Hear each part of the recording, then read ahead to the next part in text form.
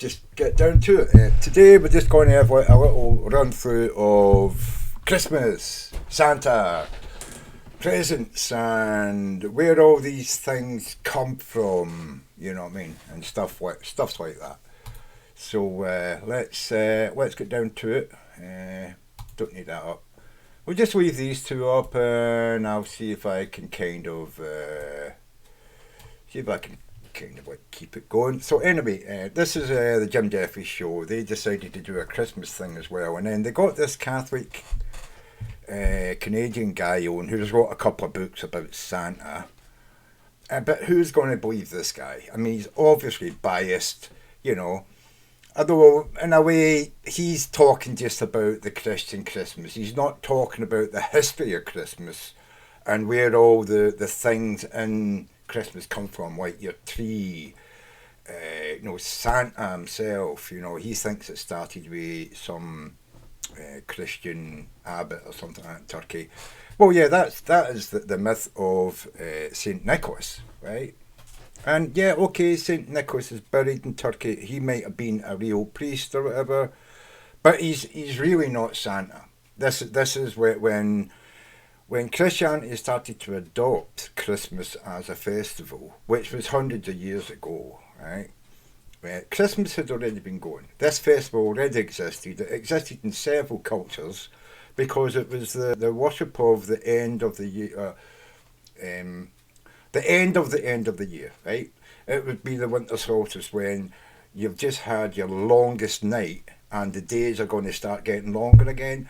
People have discovered, we've made it through another winter. We've got all this winter food stored up. Let's celebrate the coming of the sun and the refreshing of the earth and the regrowth just about to start again. Obviously, it was still deep in winter, but they knew that they had made it through winter and everyone was happy and all that.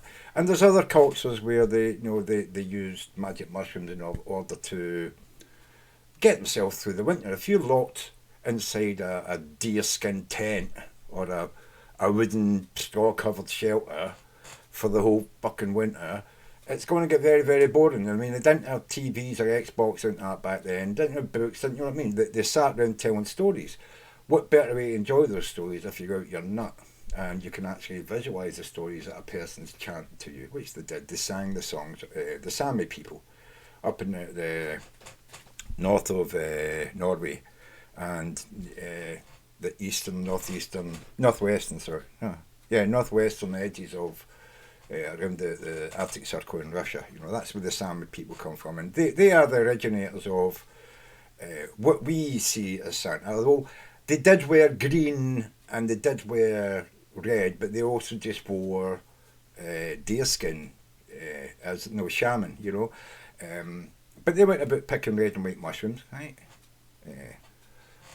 Fly Agaric, Amanita Mascaria, and that's where your presents come from, packaged in red and white. They used to dry them out, take them in a sack, distribute them in the villages, and everybody would get fucked up. In fact, they used to feed them to the reindeer, or the shaman would beat them, and then he would absorb because he's used to doing it over and over.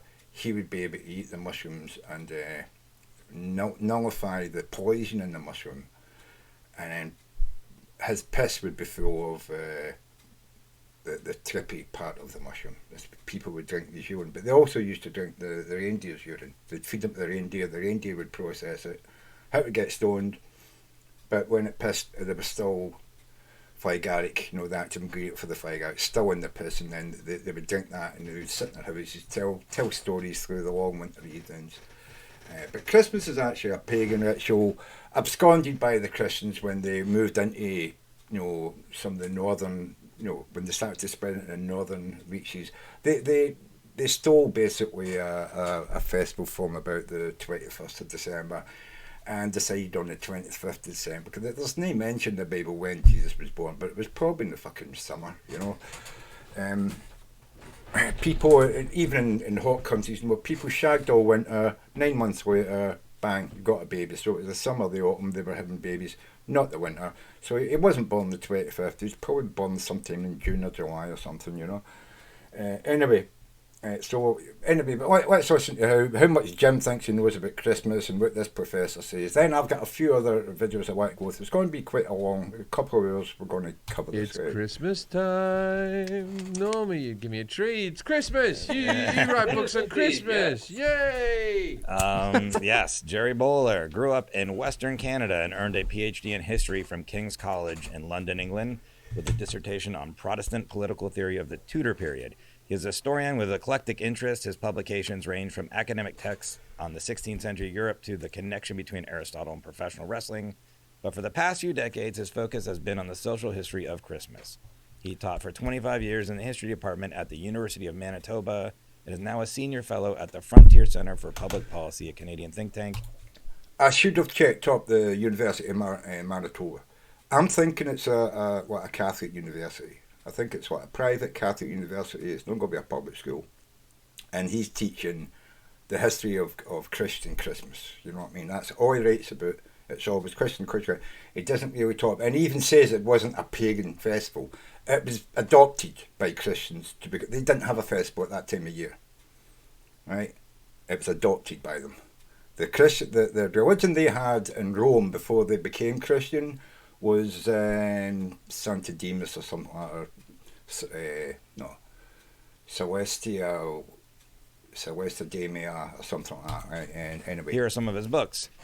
Europe in the 16th Century, The World Encyclopedia of Christmas, God and the Simpsons, The Spirituality of Springfield. I like that. Santa Claus, a biography, Christmas in the Crosshairs, The World's Greatest Christmas Stories, The Kindly Curmudgeon, and True Obedience, Tudor Protestants and the Resistance to Tyranny. Okay, just before we start doing this, if you have kids in your car, please turn the podcast off because we're going to be saying some things. We're going to be saying some things because... And this is another thing. This guy goes... I'll just get it in now, right?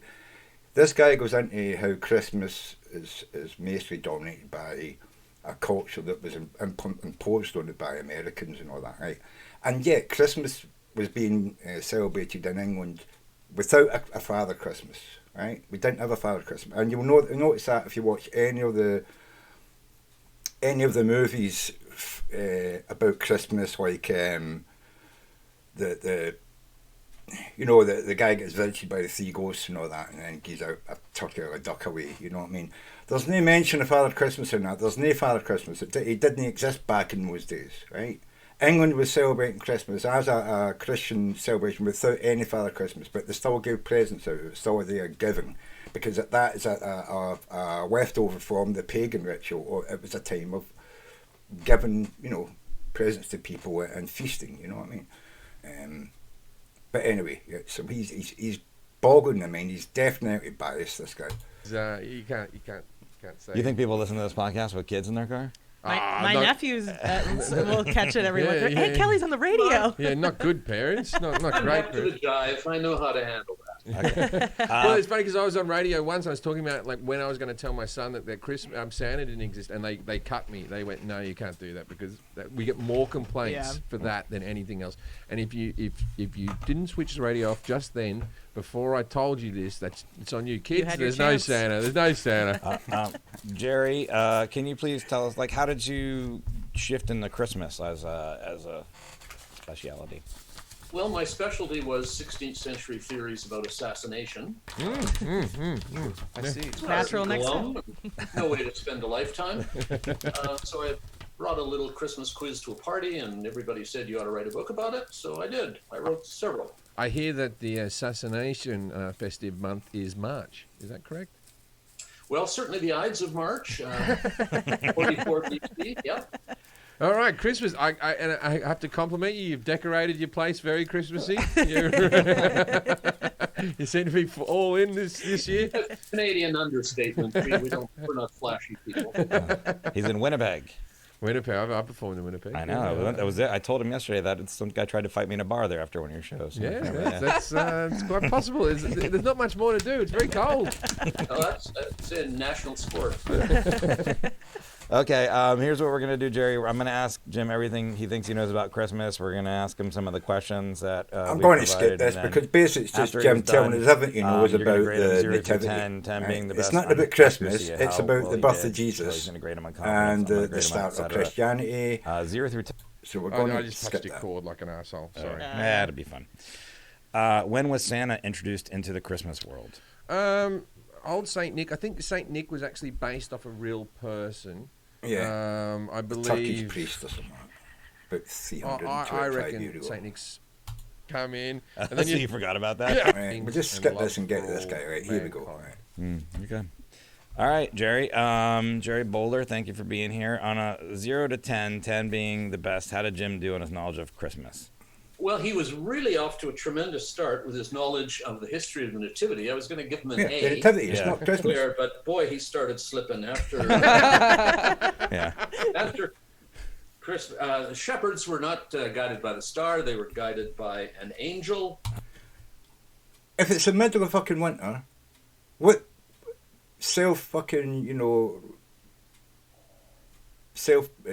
expecting sheep herd that would be up on a mountain with sheep in the middle of winter? Nobody, you know what I mean? You'd have them down in the valleys where they can graze and you can keep an eye on them. You don't want it might be where the wolves are getting them. So this is bullshit. It didn't happen the 25th of December. You only knew 1 out of 3 magi failed on Yule. Yeah. Oh, he got pagans right. December. Okay, so I'm gonna. It's Christmas, so I'll boot him from a C+ to a B-, which would give him a 6 out of 10. Oh, I'll take it. Sure. Man. Okay. He might have a lot of points. All right. Yeah, we'll have a chance to go back and correct them. Don't worry. That's what we're gonna do now. So, Yeah. Kelly, confidence. How do you do? I think confidence was an 8. The surprising thing was that you knew about King Herod wanting to get rid of all the babies. Well, who doesn't, I man? didn't. Yeah, I was surprised by that. I'll give you an 8. I didn't even know. I thought King you were Herod, lying. murder all I don't know. No, I don't know anything about it. Doesn't Anything- know that story. I'm not religious at all. I know nothing Herod the about Butcher, anything, so you know. when it comes to religion. There was actually I several watched a Herods, you know what I lot mean? of, He was like, just one in a line of Cecil B. Herods who had DeMille been king. religious films as a kid. It was like that was Oh, wow. my mother's jam, man. We watched those. So you're at 14 points. You know what? I'm going to give you 7 so you get 2 shoes. I don't want you to have Yay. 2 shoes for Christmas. These aren't the ones I asked for. Yeah. You're not my real dad. Okay. Christmas. So Jerry, let's start just how far back the So anyway, he tells us the nativity story. Let's see what they say. How did Christmas start? The middle of winter has long been a time of celebration around the world. Centuries before the arrival of the man called Jesus, early Europeans celebrated light and birth, and in the darkest days of winter, many peoples rejoiced during the winter solstice when the worst of the winter was behind them and they could look forward to longer days and extended hours of sunlight. In Scandinavia, the North celebrated Yule, and that is their name for Christmas. From December 21st, the winter solstice, through January. And the Scots used to celebrate it as well, through the whole of December, a whole month, right through into January, ending with New Year. That would be the big drinking celebration, the New Year. Through the winter solstice, through January, in recognition of the return of the sun, fathers and sons would bring home large logs, which they would then set on fire, and the people would feast. And that's your Yule log. Your Yule log would be a sacrificial log. You went out, chopped it. It wasn't a whole tree. You brought in a log, and you would feast until the log burned out. So a whole fucking tree you were bringing. They lived in big gigantic cairns. A whole village basically inside a gigantic stone tower, and they would chop the log up and burn it, and they would celebrate for with 3 days and stuff like that. They would want for, right. That's the Scots for you, but burn, which they would set on fire. The people would feast until the log burned out, which could take as many as 12 days, they say here. The Norse believed that each spark from the fire represented a new pig or calf that would be born during the coming year. So this is where Christmas originates, right? The Christians, when they started to come and convert the people in the north lands of Europe, they just said, well, instead of fighting them and saying you've got to follow our religion and do away with your ceremonies. They just says, well, we'll just rename this. We'll take that and say that there's a Christian celebration around this time of year. And they just went to the 25th and says it's the one day, it's the birth of Jesus, you know. That's basically what they did. And they did it in lots of different countries, not just the northern European countries. They went all in the world fucking spreading this shit. The end of December is a particular perfect time of celebration in most areas of Europe. At that time of year, most cattle were slaughtered so they would not have to be fed during the winter. Right, so you want some meat. And many of it was the only time of year when they had a supply of fresh meat. In addition, most wine and beer made during the year was fermented and ready to drink at that time, yeah. In Germany, people honoured the pagan god Odin. During the midwinter holiday, Germans were terrified of Odin, but they believed he made nocturnal flights through the sky to observe his people and then decided who would prosper or perish, who's been good and bad, right? So that all these things for Christmas, they're all in the ancient pagan fucking religions at the time, you know, sort of celebrations, you know. Because of many people chose to stay inside, you know, it's a eternal. This is the Roman one, where winters were not as harsh in the south. A holiday in honour of Saturn, the god of agriculture, was celebrated beginning in the week leading up to the winter solstice and continued for a full month. So they did the same thing in Rome. This was before Christianity. As a hedonistic time when food and drink were plentiful and the normal Roman social order was turned upside down. For a month, slaves would become masters, peasants were in command of the city, business and schools were closed so that everyone could join in the fun. Also around the time of the winter solstice, Romans observed Juvenalia, a feast honouring the children of Rome. In addition, so there's the children thing coming. Why we give to children? Think children are the thing to concentrate on. In birth of Mithra and the god's unconquerable son, on December 25th, it was believed that Mithra, an infant god, was born of a rock. For some Romans, Mithra's birthday was the most sacred day of the year. So you can see where, when the Romans turned to Christianity, that's where they nicked the 25th of December from. It's got nothing to do with when Jesus was born. It's simply Saturnalia is when, Rome turned to Christian. They just took this festival over, took that day, and then they spread it around everywhere else when they went converting their day into Christianity. Easter was the main holiday, that's true for the Christians. Birth of Jesus was not celebrated in the 4th century. Church officials decided to institute the birth of Jesus as a holiday. Unfortunately, the Bible does not mention the date of his birth. In fact, Puritans later point out in order to deny the legitimacy of the celebration, although some evidence suggests that his birth may have occurred in the spring. I've said summer, but why would shepherds be herding in the middle of winter? They just didn't. They came down from the mountains in the winter, because even in around the Mediterranean, you're up in the mountain, it's cold, it's snowing, it's icy. You bring your animals down before they die, So it's common belief that the church chose this day as an effort to adopt and absorb the traditions of the pagan Saturnalia festivals, and they did it around the world as well. They just picked the nearest festival that people were already celebrating, converted it to a Christian sort of festival when they converted people, and then just said it's the 25th from now on. That's what they did. The custom spread to Egypt by 432 and in England by the end of the 6th century. Yeah. So it got to us way, because it took them time to spread from the Middle East up into Europe, So we kind of got, Christmas kind of late. But we were already having celebrations, as I said, for the whole month. For the whole month of December, we were already celebrating. And when they came and converted us, then they said, oh, it's only one day. Maybe the next day, Boxing Day as well. That was it, And then they put us all to work in the fields, what I mean? We were happy celebrating for a month, and they came in and said, "Oh, you're only getting 2 days now." That's a capitalism fucking coming into play. Anyway, Christmas, that's all over Cromwell, the Puritans again, who ran off to America, and that's why you all fucked. Wasn't everyone reinstated Christmas? Blah blah blah. Okay, so that's the history of Christmas, right? Let's go back to Santa. No, Christmas, right? Let's see what this guy's the ordinance date. He said probably 520 AD, and then if we can talk about just a little bit the ordinance. Late. Yeah. He's right in that it was not celebrated right away. It probably early 300s would be a better date for that. That's the moment in which Christianity becomes legal. That up to that time it was legal in Rome. He's talking about after the the Emperor Constantine. The Roman Empire. It's legit out in the open, able to celebrate. Oh, right. Okay. So Christianity was the original weed. So he's got that right. Christianity starts when it's made legal in Rome. in Italy, right? But he still says that it's not a pagan, it's not to do with paganism, it's simply a Christian. It's not. They came and they just said, oh, they're celebrating Saturnalia, we'll just name that the birth of Jesus, you know what I mean? And celebrate it as a Christian Christian festival. So he actually says later on that Saturnia's got nothing to do with it. But yet Saturnalia was being celebrated in Rome on the 25th. You know what I mean? That was their most special holy day. And so the Christians suddenly become lawful. The Emperor of Rome says, yeah, I'm going to become a Christian. And then suddenly the 25th of December is suddenly Jesus' birthday, you know what I mean? After they've been celebrated for thousands of years, you know what I mean? So, no, he's an asshole, this guy. Says he knows about the history of Christmas. He doesn't. That'll sell in Silver Lake. So, and so I know we do celebrate on December 25th. I know he's right on that.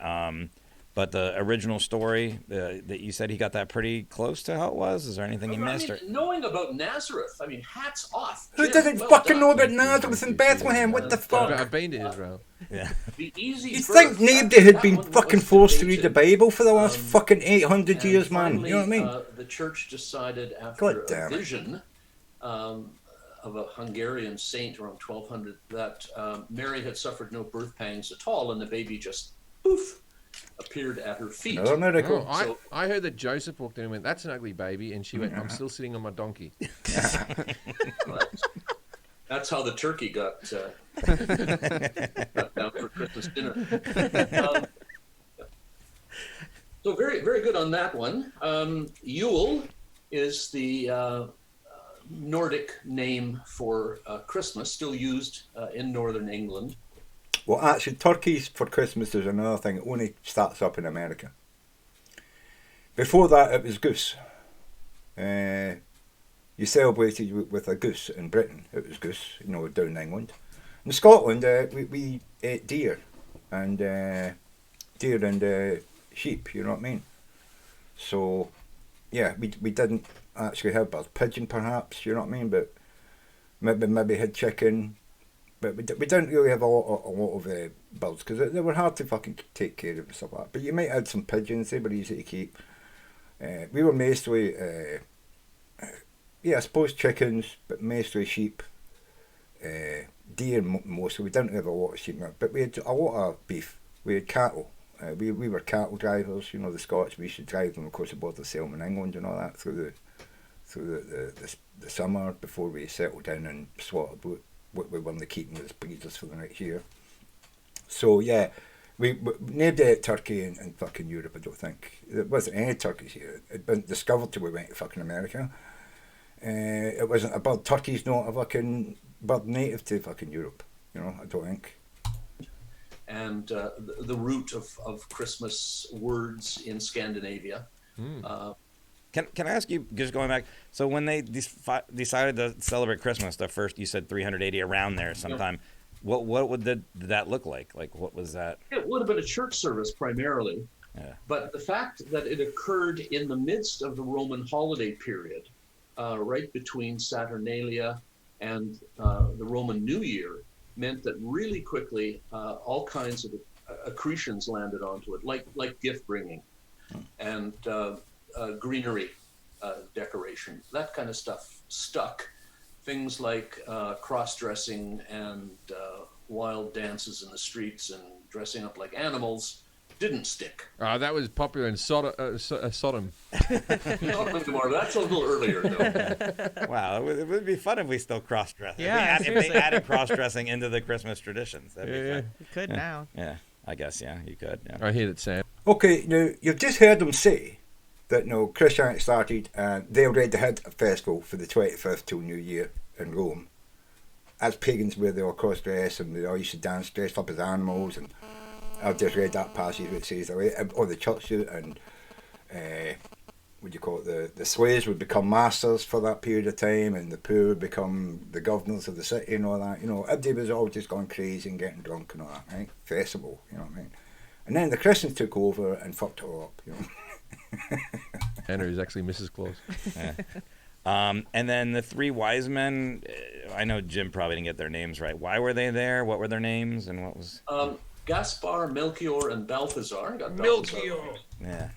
They were following a star. They'd seen his sign in the east and come to worship him, and brought gold, frankincense, and myrrh. So almost full marks for that. Yeah. I only knew the name Balthazar. I'm a big fan of the Rankin. But you can see, this has got nothing to do with Christmas. This is a Christian nativity story. You know, it's got nothing to do because, as I say, all these cultures that have been taken over by Christianity over the last 2,000 years already had festivals at that time of year. And they just, the Christianity, when they took over, they just absconded them and called it Christmas, you know? But it was actually the nativity, you know what I mean? You ended up in church praying and all that. You weren't feasting anymore. Bass stop motion shows from my childhood. Goddamn Puritans even stopped singing and fucking dancing, the bastards, you know? I was obsessed with them as a kid. I tried to get my son on board, and he was like, "This is shit, Dad." And I'm like, "It's good. It's good stuff." But The stop motion is not good. I know, because when I was younger, that's what I was the Rudolph stop motions. I remember watching those, but I can imagine a kid today would just be like, "This is." Yeah, animation's really good now. Yeah, no, the Santa Claus is coming to town is my favorite thing ever. The Heatmeister and Snowmeister. Right, they're going to go out and talk about but crap. it was like a lotion or something like that. Yeah, it was an oil. It was an oil for fucking... I should have done a Sopranos balm. Christmas. You put it on the forehead and on the feet. And all that, and they wash your feet. So, and is Christmas a pagan oil on holiday? Said no. You got that one right? Yep. When was Jesus actually born on Frankincense is December 25th? the sapphire tree. It's as good a date as any. You burn them. It doesn't come from Smelly the smoke. Roman holiday period as we used to think. It's based on a weird calculation that says that the Earth was created around the time of the spring solstice, and that would equate to the conception of Jesus. And so, Yeah, they're talking now about Easter, you know. Easter is is it the spring solstice or something like that? Yeah. So, you know what I mean? It's another solstice. It's another pagan ritual absconded by Christians. You know what I mean? so 9 months after the spring solstice, poof, gives us December 25th. Okay, yeah. I never really thought about when he was conceived. Just when he was born, but yeah. Checks So out. he was conceived by an angel, right? Or the angel just told of the conception? Yeah, the Holy Spirit we generally give the responsibility to. Weird It's ball. the same as Anakin Skywalker. Yeah, going back. The midichlorians. Oh, I see. Okay, I think that's good. Who celebrates Christmas and how many around the world? Jim said around 3 billion, maybe 2 billion are religious. Do we have numbers on Yeah, that? that's probably cool. No, we don't. But it's not a bad guess. It is publicly celebrated pretty much everywhere except Saudi Arabia. Even North Korea puts up trees in tourist hotels. Really widely spread. So, yeah, a 3 billion guess, 4 billion, wouldn't be far off. Oh, so if you went to a hotel in Saudi Arabia, they wouldn't. Yeah, right now. No, I wouldn't be wearing it. And that's the most oppressive thing about that place. The nerve. We should start protesting then. Yeah, you get some bloody Christmas tree burgers, you have them walking around. It's bloody brilliant. I don't even know if this is a question you can answer, but what is the true meaning of Christmas? Is it? He was really good. Christmas has Kevin. all kinds of meanings, which is why it's survived for almost 2,000 years and why it has such a hold. You know, Yeah, he's going to tell you what the Christians think, but you've got to remember it's worshipped or celebrated rather by many people who have got no connection with Christianity, or very few connections and don't really see it as a Christian festival. And the whole point is giving, you know what I mean? And children again, like, you know, the Roman, whatever it was, Saturnia. You know what I mean? And the Christians absconded it, and now he's got to tell you it's about goodness and kindness and all that, you know, all the religious crap. it's about gift giving, but it's also about the nativity, the incarnation of God and man. It's about generosity, reconciliation. Tremendous answer there. Good tidings, peace on earth, goodwill toward men. Yeah. Yeah, the Alright, Christian anything else you fucking wanna add, James? crap that they Presents. put it. Presents. I loved Christmas as a kid. I used to lose me fucking shit. I believed in Santa Claus for a strangely This is a long time. Yeah, Like- let's just, Okay. Still waiting. Yeah, that's Herod's massacre of the boys in Yeah, Bethlehem. Well, I sort of got it. Can you expound on that a little bit? So what So what was the catalyst for him wanting everybody to be dead? The who wise cares? men they were Wise children. men. But did he live? Led people to think that Santa had been the product of Coca-Cola. So Coke isn't the reason he wears red and white, but it Let's is the get reason. this bit He right. was a bishop in what's now Turkey. Turkey, yeah, it's a Turkish. Well, that's what I thought it was just a priest. I but visited yeah. the church in I southern. suppose he was a where priest, and then they made him a he's bishop. supposed to be buried. Oh, so he's from Turkey. He seems awfully white. He's a patron saint That of was before children. it You was know what I Turkey. mean? That was still part of the Roman Empire. Yeah. And then we, in another episode we did on Coca-Cola, he said that the red and white was because it came from a Coca-Cola ad or That's a something like myth. That's a myth. that. Yeah, absolutely. No, Coke had nothing to do with the invention of Santa. It's just that their ad. Okay, I'm going to stop here. I'm going to go to something else. Is it this? It's only 8 The minutes. symbolic nature of Christmas has a very intriguing history, which is often left out of our classrooms and our conversations. For Christians, this holiday is an annual festival which is held in celebration of the birth of Christ. The story of Mary, Joseph, the 3 wise men or magi, the shepherds, and the angel witnessing the birth of baby Jesus in the nativity scene is but one version of a story with many faces. Different cultures have had very different ways of celebrating Christmas in both modern and in classical times. For example, a giant goat is built and oftentimes burned down in Sweden. Austria has the spooky Krampus mythology, in which a demon-like Krampus. creature prowls. Krampus is another name for Santa. There's another name for him as well from one of these regions, and they've got him as a devil, but the original Krampus was actually, it was what, a black Santa. And he would sneak into homes where children had been bad and steal the children and take them back to his lair, where he would make them slaves. You know what I mean? And that's where the elves come from. They're converted into elves back in his cave, and they work for him as slaves, you know. But then they turned them into the helper elves, you know what I mean? So that's, you know what I mean? These mythologies from a way back. This is what all the stuff in Christmas is made from, really, you know. Prowls through the streets and frightens little children, kidnapping the ones who misbehave into his sack. And in Germany, Saint Nicholas rides a donkey through the night, leaving coins, fruits, and chocolates for the good children, while his accomplice, farmhand Rupert, punishes children who have been naughty.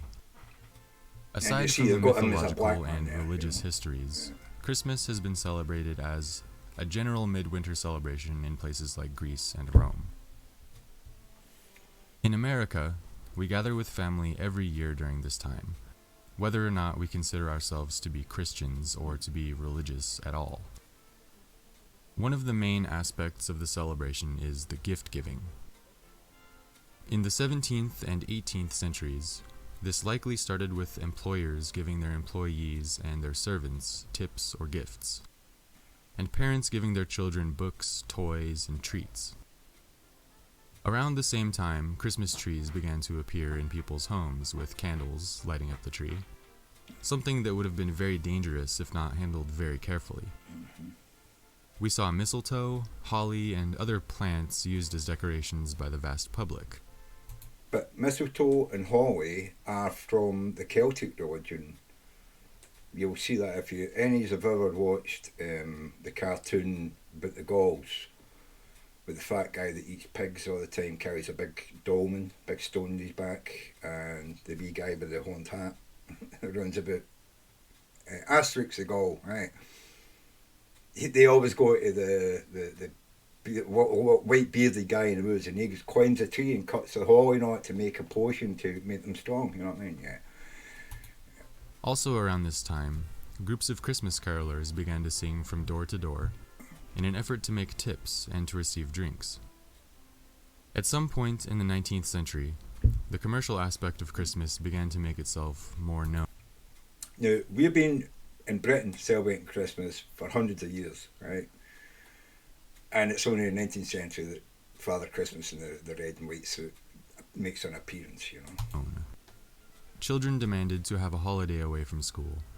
Christmas cards with illustrations of Santa Claus giving out gifts and candy made an appearance.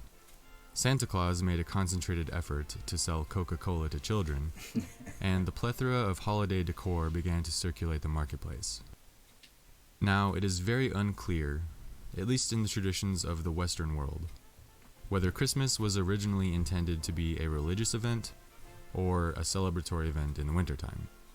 The historical record regarding the holiday is rich and vast, more complicated than we would assume, and it spans the history of the entire world. The traditions of the West can be complicated in this way, as America has inherited the cultures and the traditions of the entire world. One of the most interesting, and one of the oldest of the Christmas myths, comes from pre-Christian Europe, specifically from the reindeer-herding shamanic cultures which existed there. We will begin to see that much of the symbolism we can recognize even today in our holiday traditions may have taken root back in these prehistoric times. Yeah. The religion which was practiced by these people was centered around the Amanita Muscaria, or Agaric mushroom. Agaric. This fungus, also seen in Alice in Wonderland, has been used throughout history as a religious sacrament for its hallucinogenic properties when ingested. Aztec peoples referred to psychedelic mushrooms as the flesh of the gods, and used them to induce altered states of consciousness. In these states, spiritual practitioners are believed to be able to communicate with their gods, with their ancestor spirits, and to traverse through the spiritual dimension inside of themselves. Now, the image of Santa Claus, which we all teach to our children, is one of a man in a red suit, with white fur trim, a hat, a long white beard, and a sack of gifts hoisted on his shoulder. This outfit, being the same color scheme as the Amanita Muscaria mushroom, is actually spot on with how mushroom gatherers would dress while on the hunt. The traditional costume is a red outfit with white spots, often with white reindeer fur as trim. These psychedelic mushrooms would be found growing underneath in a symbiotic relationship with evergreen trees and pine trees. The shaman would collect these mushrooms into a sack for the villagers in part of a Christmas celebration. Oftentimes, it is thought that the shaman actually placed the mushrooms into the tree to dry them out before carrying them back to the village. Yeah, in a sack. That's the gifts for the village were the mushrooms, which were red and white and dried out by hanging them up on trees. And the Sami shamans still do this to this day. There's very few of them left, obviously, but they still do it to this day. Village. The scene painted here may very well be the early ideas and the early symbols of, firstly, the Christmas presents under the tree in the form of the mushrooms growing underneath. Second, the figure in the red and white mushroom-themed costume holding a sack of gifts. And third, the ornaments hanging in a Christmas tree. Once the shaman headed back to the village, it was often seen that the yurts in which the people lived were snowed in. Due to this, the shaman likely had to enter the home through the chimney or the smoke hole via the roof. Once inside, the shaman would present these gifts to the dwellers, who would further dry the mushrooms out over the fireplace inside of stockings or hung by some string. The layers of irony continue to pile on top of each other as we look further into this strange story. These cultures, as mentioned before, were reindeer herders. It could be assumed that these reindeer partook in eating the Amanita Muscaria mushrooms as well, thus creating the mythos of Santa and his flying reindeer. Santa's elves at the North Pole can be seen as the entities that are often reported to be seen by people who undertake psychedelic experiences. Perhaps more specifically, Terence McKenna's idea of the clockwork elves. In another way, the Christmas tree can be seen as a symbol of the tree of life, or the world tree. The ribbons and the garland wrapped around the tree can be seen as the Kundalini serpent rising up the spine and through the chakras or energy centers of the human body. In this way, the earlier tradition of Christmas is seen to be an entirely psychedelic and spiritual celebration, revolving around the ideas of expanding consciousness, of renewal, of coming together and growing. This could be seen as the polar opposite of the Coca-Cola toting Santa and Black Friday shopping craze we see today.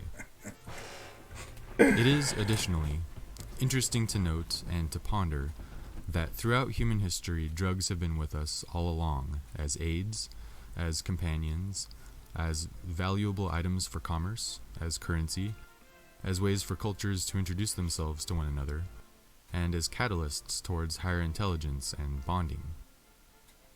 To conclude, I find that it would be sound advice to think of the ways in which other cultures and other peoples celebrate around this time. Some see Christmas as a novelty, or as a craze of consumerism and opt out entirely, while others take it very seriously and hold it to a very important and elevated status. Now, there's nothing inherently wrong with celebrating the holidays, meeting with your family, exchanging gifts, but it would be wise to do so with moderation. Perhaps we can slow down with the monetary side of things and begin to give more simple and more modest gifts. Handmade items which have practical use. Okay, so that was that one. Let's listen to this poison. Today we're talking about the poison that gave us pretty much everything you know about Christmas, fly agaric. Pick your poison. Which fly, Agaric? Fly agaric is a poisonous and psychoactive fungus that grows in the colder regions of the northern hemisphere, which may be why it shows up in a ton of Christmas stories and traditions, but more on that later. This poison is an adorable mushroom with a white stem, a red cap, and little white polka dots on the top. You may recognize it as the magic item that makes you big in Mario Brothers, as the dancing fungi in Fantasia, or in a variety of fables, tales, and Smurf villages. But this isn't the kind of magic mushroom that you want to mess with. It'll smurf you up. It'll smurf you up real good. Fly agaric contains the alkaloids muscimol ibotenic acid and muscazone. They react with the neurotransmitter receptors in your central nervous system and are what cause you to do all that heavy tripping of the balls. The effects kick in within minutes of ingestion and last 24 hours. So if you accidentally ingest some, you dirty hippie, make sure you take the day off work first. The head shop needs you at full strength or not at all, so don't even think about it. Just one of these is enough to mess you up, and if you take any more than that, we're talking drowsiness, nausea, muscle spasms, severe hallucinations, and diarrhea. Because it wouldn't be a pick your poison without some diarrhea. But this time, you're having diarrhea and hallucinations. See, aren't you glad you took a PTO day? Also, you might die from dehydration, so make sure you stock up on Gatorade or almond water or whatever you New Age freaks drink. Anyway, what does Christmas have to do with this magic mushroom is the question you're probably yelling at your computer right now. Yeah, she's going to tell you. Relax. Fly agaric has been the common denominator in some of your favorite Christmas traditions. Anthropologists and historians have connected people in Northern Europe feeding these magic fungi to reindeer and then drinking their urine, which keeps the psychotropic elements but filters out the poisonous ones. I know that sounds like a recipe for a good time, but please don't force-feed reindeer poison and then drink their pee. And I can't believe I have to tell you things like this. After drinking the urine, the tripping locals believed that the reindeer would fly through space looking down on them.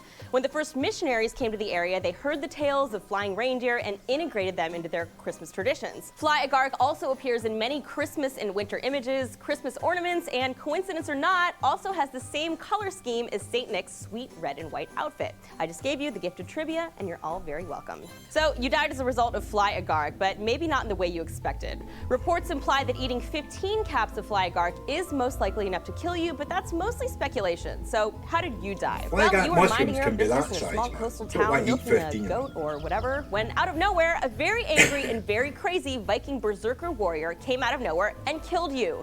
Berserkers were these warriors who supposedly fought in a savage and fearless trance, killing everything in their path. And it's been suggested. There was a video saying the use by the Vikings of fly agaric, and I didn't grab that one. I wish I had, because it might have wanted to say that the berserkers used to use mushrooms and stuff like that, and beer and weed and all that, to get themselves into it, and then go killing people. By some that fly agaric may have been the psychedelic cause of these berserking barbarians. I know you were looking forward to being poisoned, but decapitation by a giant Norse warrior is also a pretty sweet way to go. At least in heaven, the head you're holding under your arm will have a way better story than the rest of those suckers. But if you'd rather have your head on for your bitchin' open casket funeral. Okay, I already read this one, didn't I? Yeah, I read that one. So we can get rid of that as well. Let's see what the next one is. Okay, Santa and magic mushrooms. One can trace the origin of the story of Santa Claus and Christmas tradition to several theories, the most famous one being the story of St. Nicholas, a 4th century Greek saint, well, I thought he was Turkish, known for his generosity. Maybe he started in Greece and went to Turkey, I don't know. Another theory links Santa Claus' red and white collar scheme to the Genius Coca-Cola advertising campaign. Yeah, elements of Santa Claus' tale on life, especially from the very popular "Twas the Night Before Christmas" poem, recited every year by millions around the world, reveal a different story. When one thinks of Christmas in this time of year, one immediately imagines the colours red and white, from the gift wraps to Christmas sweatshirts, and of course Santa Claus' famous red and white attire. A red and white scheme is clear in the context of this holiday and the traditions surrounding it for some reason. Santa Claus' archetypal image can be dated to hundreds if not thousands of years, even found in the most unpredictable places and times. Since pre-Christian times, this time of year has always been a time of festivity and celebration, with music, dancing, banquets and gatherings. Germanic peoples, for example, had the Midwinter Festival, Yule, which occurred around the winter solstice, 21st December. Also, the Romans had the festival of Saturnalia, an ancient festival in honour of the god Saturn, held on the 17th through the 23rd December.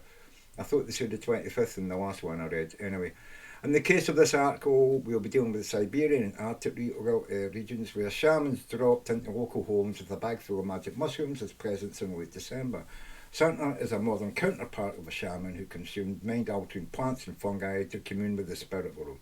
He says if the story goes up until a few hundred years ago, these practicing shamans or priests and priestesses, they are priestesses as well as women that do it, connected to the older traditions, would collect Amanita Muscaria, the holy mushroom, dry them and then give them as gifts on the winter solstice. According to John Rush, an anthropologist and instructor at Sierra College, Amanita Muscaria is found throughout the northern hemisphere under conifers and birch trees, just like present found under the Christmas tree by excited and happy children. This explains the tradition of the Christmas tree and the gifts wrapped in red and white, placed under the tree just like the magic mushrooms. Amanita Muscaria is classified as poisonous. This might be the reason the shamans of the time initially hang the fresh Amanita Muscaria to dry on the branches, just like the colourful ornaments on a Christmas tree. And that's where your string of lights comes from. Each light's supposed to be like a mushroom drying out, yeah? Santa's flying reindeer have a similar connection to Amanita Muscaria mushrooms. Reindeer in general were common across Europe and Siberia. And in, it was deer, in Scotland. And I'm sure we ate the Muscaria mushroom as well in the winter. And just like human inhabitants of these areas, they too consume mushrooms. Harvard University biologist Donald Pfizer suggests that Siberians who ingested the mushrooms may have hallucinated that the grazing reindeer actually flew, Research has shown that reindeer do in fact have a fondness for the Amanita Muscaria. Deputy editor of the pharmaceutical journal Andrew Haynes wrote in 2010 that animals deliberately seek out the red and white spotted mushrooms in their habitats, as they have a desire to experience altered states of consciousness. Even deer want to get stoned. Haynes also wrote, for humans, a common side effect of mushrooms is the feeling of flying. So it's interesting the legend about Santa's reindeer is they can fly. According to The Sun, Haynes even claimed that reindeer seek out the mushrooms to escape the monotony of dreary long winters. Who doesn't? You know what I mean? Why are we all... Everybody's locked up there now because of COVID, and everybody's drinking more. People are drinking in the afternoon when they're supposed to be doing their office work, from home. Because it's dreary and boring, and you want to stimulate your brain in some fashion so you're not like getting so bored you can't do any work. Even if you do get a little bit tipsy, your actual work will go up because you're not bored and distracted and I can't be dealing with this. You know what I mean? Why can't I go out? So anyway, right. At first glance, one thinks it's ridiculous, but it's not, said Carol Rock, a professor of classics at Boston University. Whoever heard of reindeer flying? Yeah. Whoever heard of reindeer where fucking Jesus was born? The Middle East. Where did they get reindeer to put into the Christmas idea? You know what I mean? Whoever heard the reindeer flying, I think it's become general knowledge that Santa has taken a trip with these reindeers. To add to things, Rudolph's red nose might have been a representation of the Amanita Muscaria.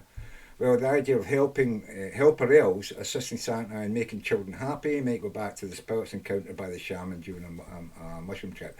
I don't think it is. I think the idea, as I said, there's the name of a bad Santa, right?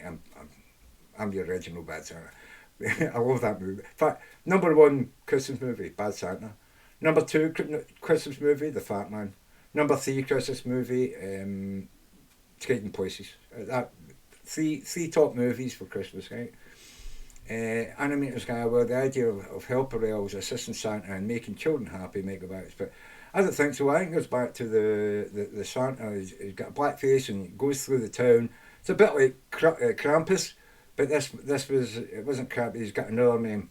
I can't remember it. It's a foreign language, a Norwegian language, I think. And he would come and steal the bad children, take them back to you, and I think that's where the elves came from. They were supposed to be transformed. There's that thing about something sneaking into your home, stealing your baby and taking away and then taking its place, and growing up as your child. I don't know if that's like doppelganger or something like where the original doppelganger thing comes. But the original Santa, Bad Santa, was supposedly a black face. He would steal the bad kids, put them in his sack, take them back to his place, and convert them into his workers. You know what I mean? His elves. Anyway. Told NPR that the theory of mushroom Santa connection is flawed. If you look at the evidence of Siberian shamanism, which I've done, Hunting said, you find that shamans didn't travel by sleigh. But God, man, it doesn't mean it's not the sleigh. It's the reindeer, you fucking idiot. Everybody kept reindeer up in that place because that's how they lived. That's their meat. Just like you keep cows and sheep and ducks, and you know what I mean. They kept fucking reindeer because you couldn't keep anything else. You know what I mean. The sleigh has got nothing to do with it. And people did travel by sleigh up there. They all had sleighs, you know what I mean? So all this, the shaman didn't travel, but how do you know? How would a shaman get from village to village? He didn't fucking walk. Of course, I have seen that they can ride the reindeer. But, it's possible that they just rode the reindeer and they didn't have a sleigh. That's possible, right? Didn't usually deal with reindeer spirits. Well, we're not talking about reindeer spirits, mate. That's good. No, see, you just fucking make shit up. We're not talking about reindeer spirits, although if you're tripping out, you're probably going to see a flying reindeer. Is that a reindeer spirit? It could be. If they don't call it a reindeer spirit, does it really matter? Our Western view of it is what we're talking about. He's granting all this crap. Okay, mushrooms to get... what? Very rarely took the mushrooms to get chances. They took mushrooms in the winter, fucker. That's what we're talking about. That's when it grows. It grows just at that time of the year, in the autumn, getting into winter, just before the first frost, because the frost will kill it. That's how he's got time to pick them, hang them up and dry them out for when the snow's coming, and he goes and gathers them, when people are locked in their tents, you know what I mean? This guy doesn't know anything, man.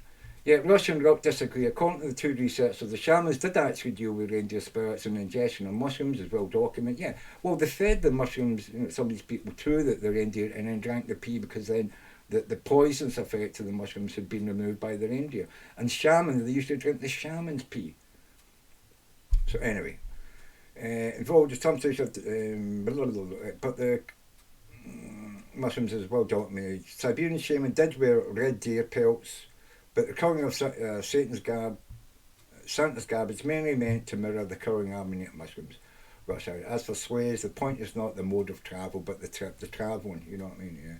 Involving the transportation to a different celestial realm, Rush said. Sometimes people would also drink the urine of the shaman or the reindeer, as the hallucinogenic compounds are excreted this way without some of the harmful chemicals present in the mushrooms, which are broken. I read about this in the fucking 70s, man.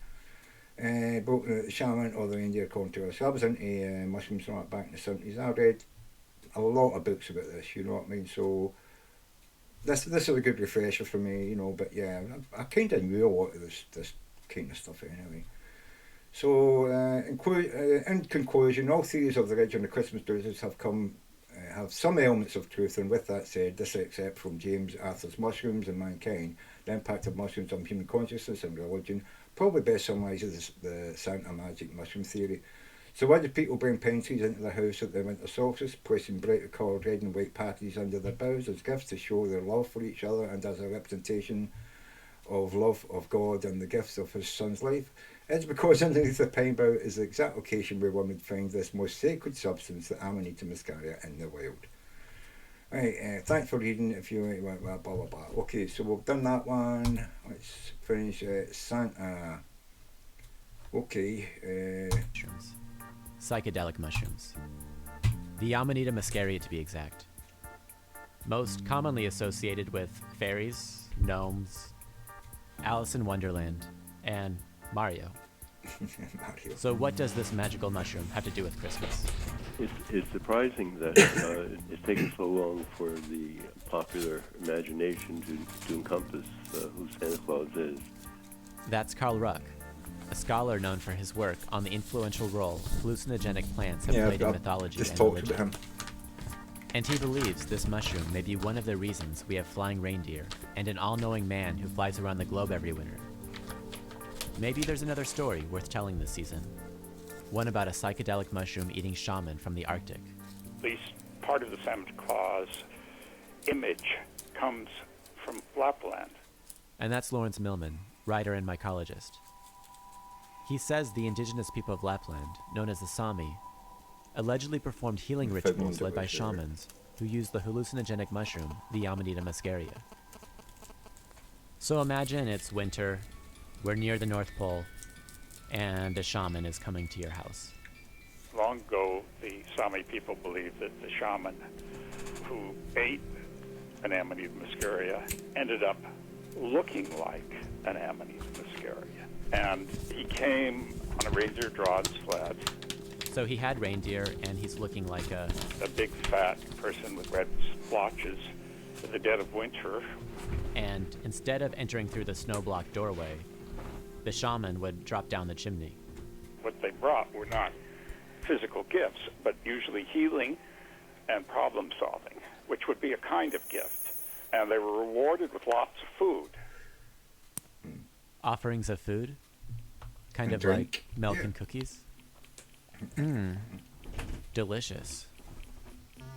And reindeer have a great love for mushrooms, and especially the males like Amanita Mascaria. And one of the effects, I don't know if you've had Amanita Mascaria, have you? No, I haven't. Not that I'm recommending it, mind you. One of the effects makes you feel like you're flying. And one can imagine that that's how reindeer feel as well. So if we're imagining ourselves in the tent right now, there's a fire going, the shaman is in front of us, and the shaman would eat the mushroom. Yeah, so I'll tell you about my experiences with the Amanita Mascaria. We got a bundle when I was in London. They were already dried out. I ate probably about a half of a cap, and then what we did is we broke down some more of the caps and we put them in a hookah and smoked them. Because we've been told that if you eat too much, you will throw up and it can give you diarrhea. So we didn't know you had to eat loads. But slowly over time I started to get a really nice buzz on. And yeah, I did feel like I was kind of flying, and it amazingly makes you want to talk as well. You get very talkative with it, and your imagination runs out because you tend to talk about the things that you're seeing, and the things you're seeing communicate with you and tell you things. It is kind of weirdly funny, but also really trippy, and yeah, you do absolutely get really good hallucinations out of it. I'm not saying that you should take it, right, because it is dangerous to fuck about with these things, and you should never do it by yourself, because I say you'll have nobody to talk to, right? But you need to be in company that you really trust as well, because it's very easy to get a bit paranoid and then want to leave and go by yourself. You don't want to do that. But yeah, I'm not advocating them to go taking these mushrooms, but for me anyway, I've got a very, how can I say it, stoic mind.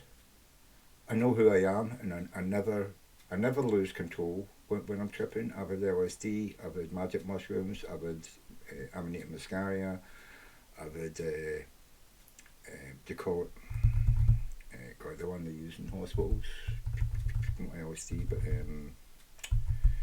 God, it doesn't matter. But yeah, I've had a lot of psychedelic drugs in my life, and apart from one time when I was by myself, I had a bit of a weird, you could call it a bad trip, but it didn't break my mind. I knew it was happening. I knew the horrors I was having was simply because I wasn't in the right frame of mind for taking them and I shouldn't have bothered, you know. But as I say, I'm a very stoic sort of person. I know exactly what the world is, you know. It is real. And when I'm tripping, I know what I'm seeing is not real. And I'm able to say that myself. It's just a drug. Don't let it get to you. So not a lot of people have got that fortitude though. So that's why I say don't take drugs. Go into a trance, although they would be sitting there beating the drum in the tent. They would be saying, and I'm going down to the underworld and I'm getting advice from so-and-so. So they would get advice from another realm and bring it back to the people, and that would be the gift, as it were, of Santa Claus, i.e. the person who took the mushroom and ended up looking like the mushroom. This all becomes a kind of melange. You can't really interpret it with scientific objectiveness.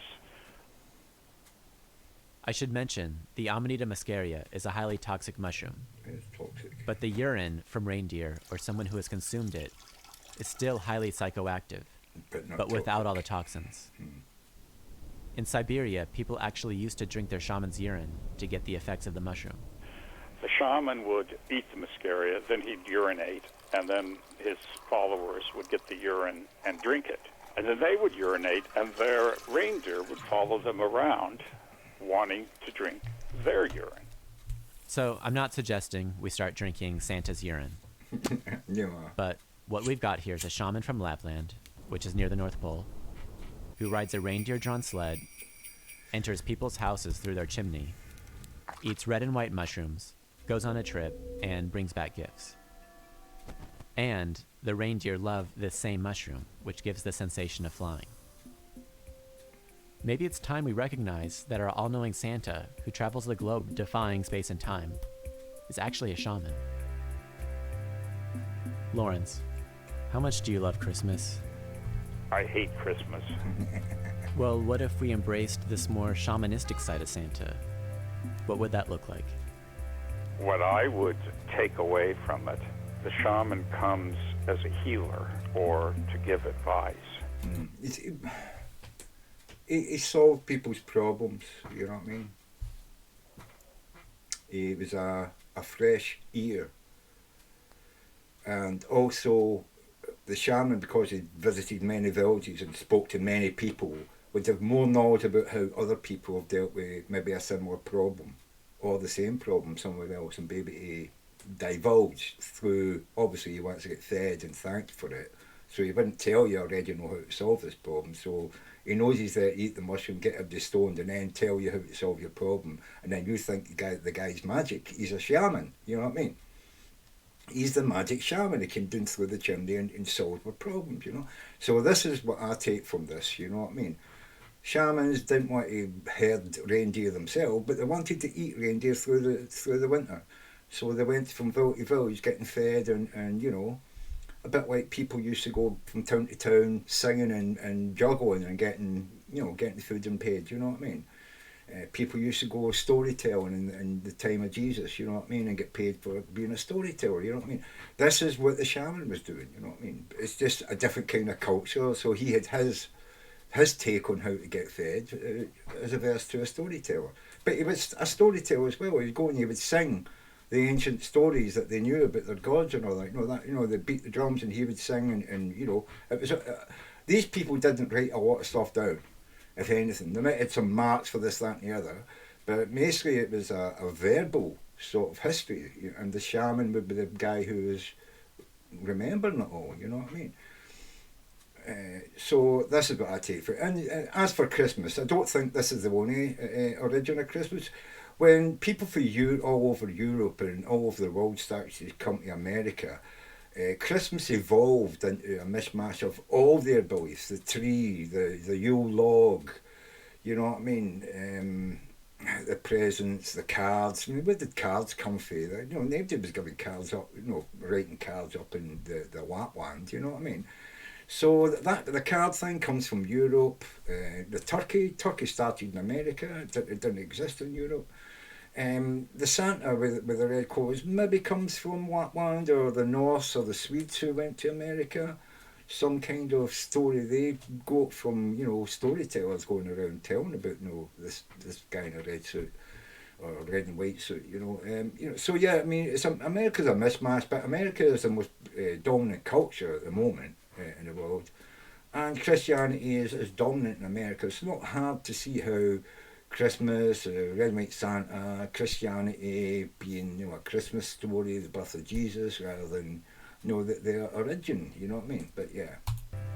We should think in terms of regarding Christmas not as a capitalistic holiday, but a time when one should think more spiritually about life, about one's ills, be they psychological or physical. Physical, yeah. And you, Carl? I mean, I think if you don't know the richness of our folkloric tradition, you are missing a large part of the opportunity you have to know who we are as a culture. And we should know what's going on with Santa Claus. It makes it more fun. I think it makes it more fun to think of the celebrations and the holidays that we have today. If we can dig it a little deeper and find out even just some threads that take us back to an older time, and recognise that some of the ideas, some of the thoughts we have about our celebrations come from our ancestors, I think it just makes the celebration even more important, you know what I mean? God. How do I get rid of you? There we go. Just ban you. Yeah, ban. I want to ban them though.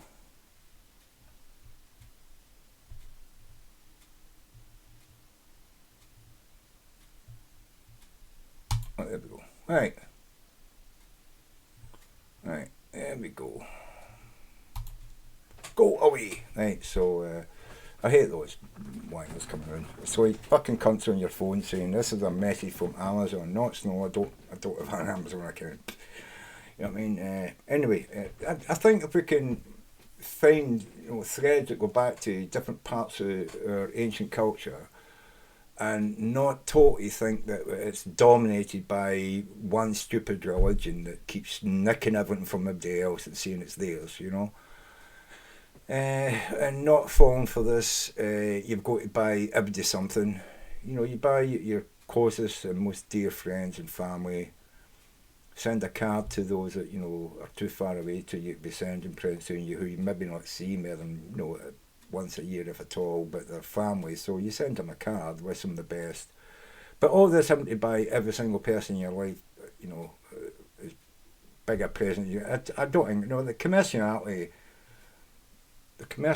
of Christmas is what depresses me. Maybe this Christmas we can make room for one more story. One about mushrooms, shamans, and ancient rituals. Maybe we should be asking Santa for something different this year. Something more in the tradition of his shaman forefathers. Like time for reflection and looking inward. This is the Amanita Muscaria. Like the nose on Rudolph. Right, so this is what Santa Claus, right?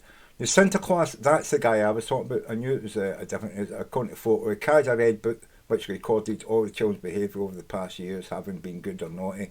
Santa Claus is said to have been slowly transformed into modern day Santa with a 1700 Dutch immigrants in the New World. But he was a guy, he had a black face, probably was, a black man. But he wore I think it was green. Pardon me. I don't think, and that's where the Grinch comes from. Santa Claus says that he wore green and carried a sack and he stole the bad children. Santa Claus. And it's sort of, they're saying Santa Claus was transformed. He didn't wear red and white. The original Santa Claus wore green and carried a black sack that he put kids into and stole them away. That's the Santa Claus that I remember hearing about.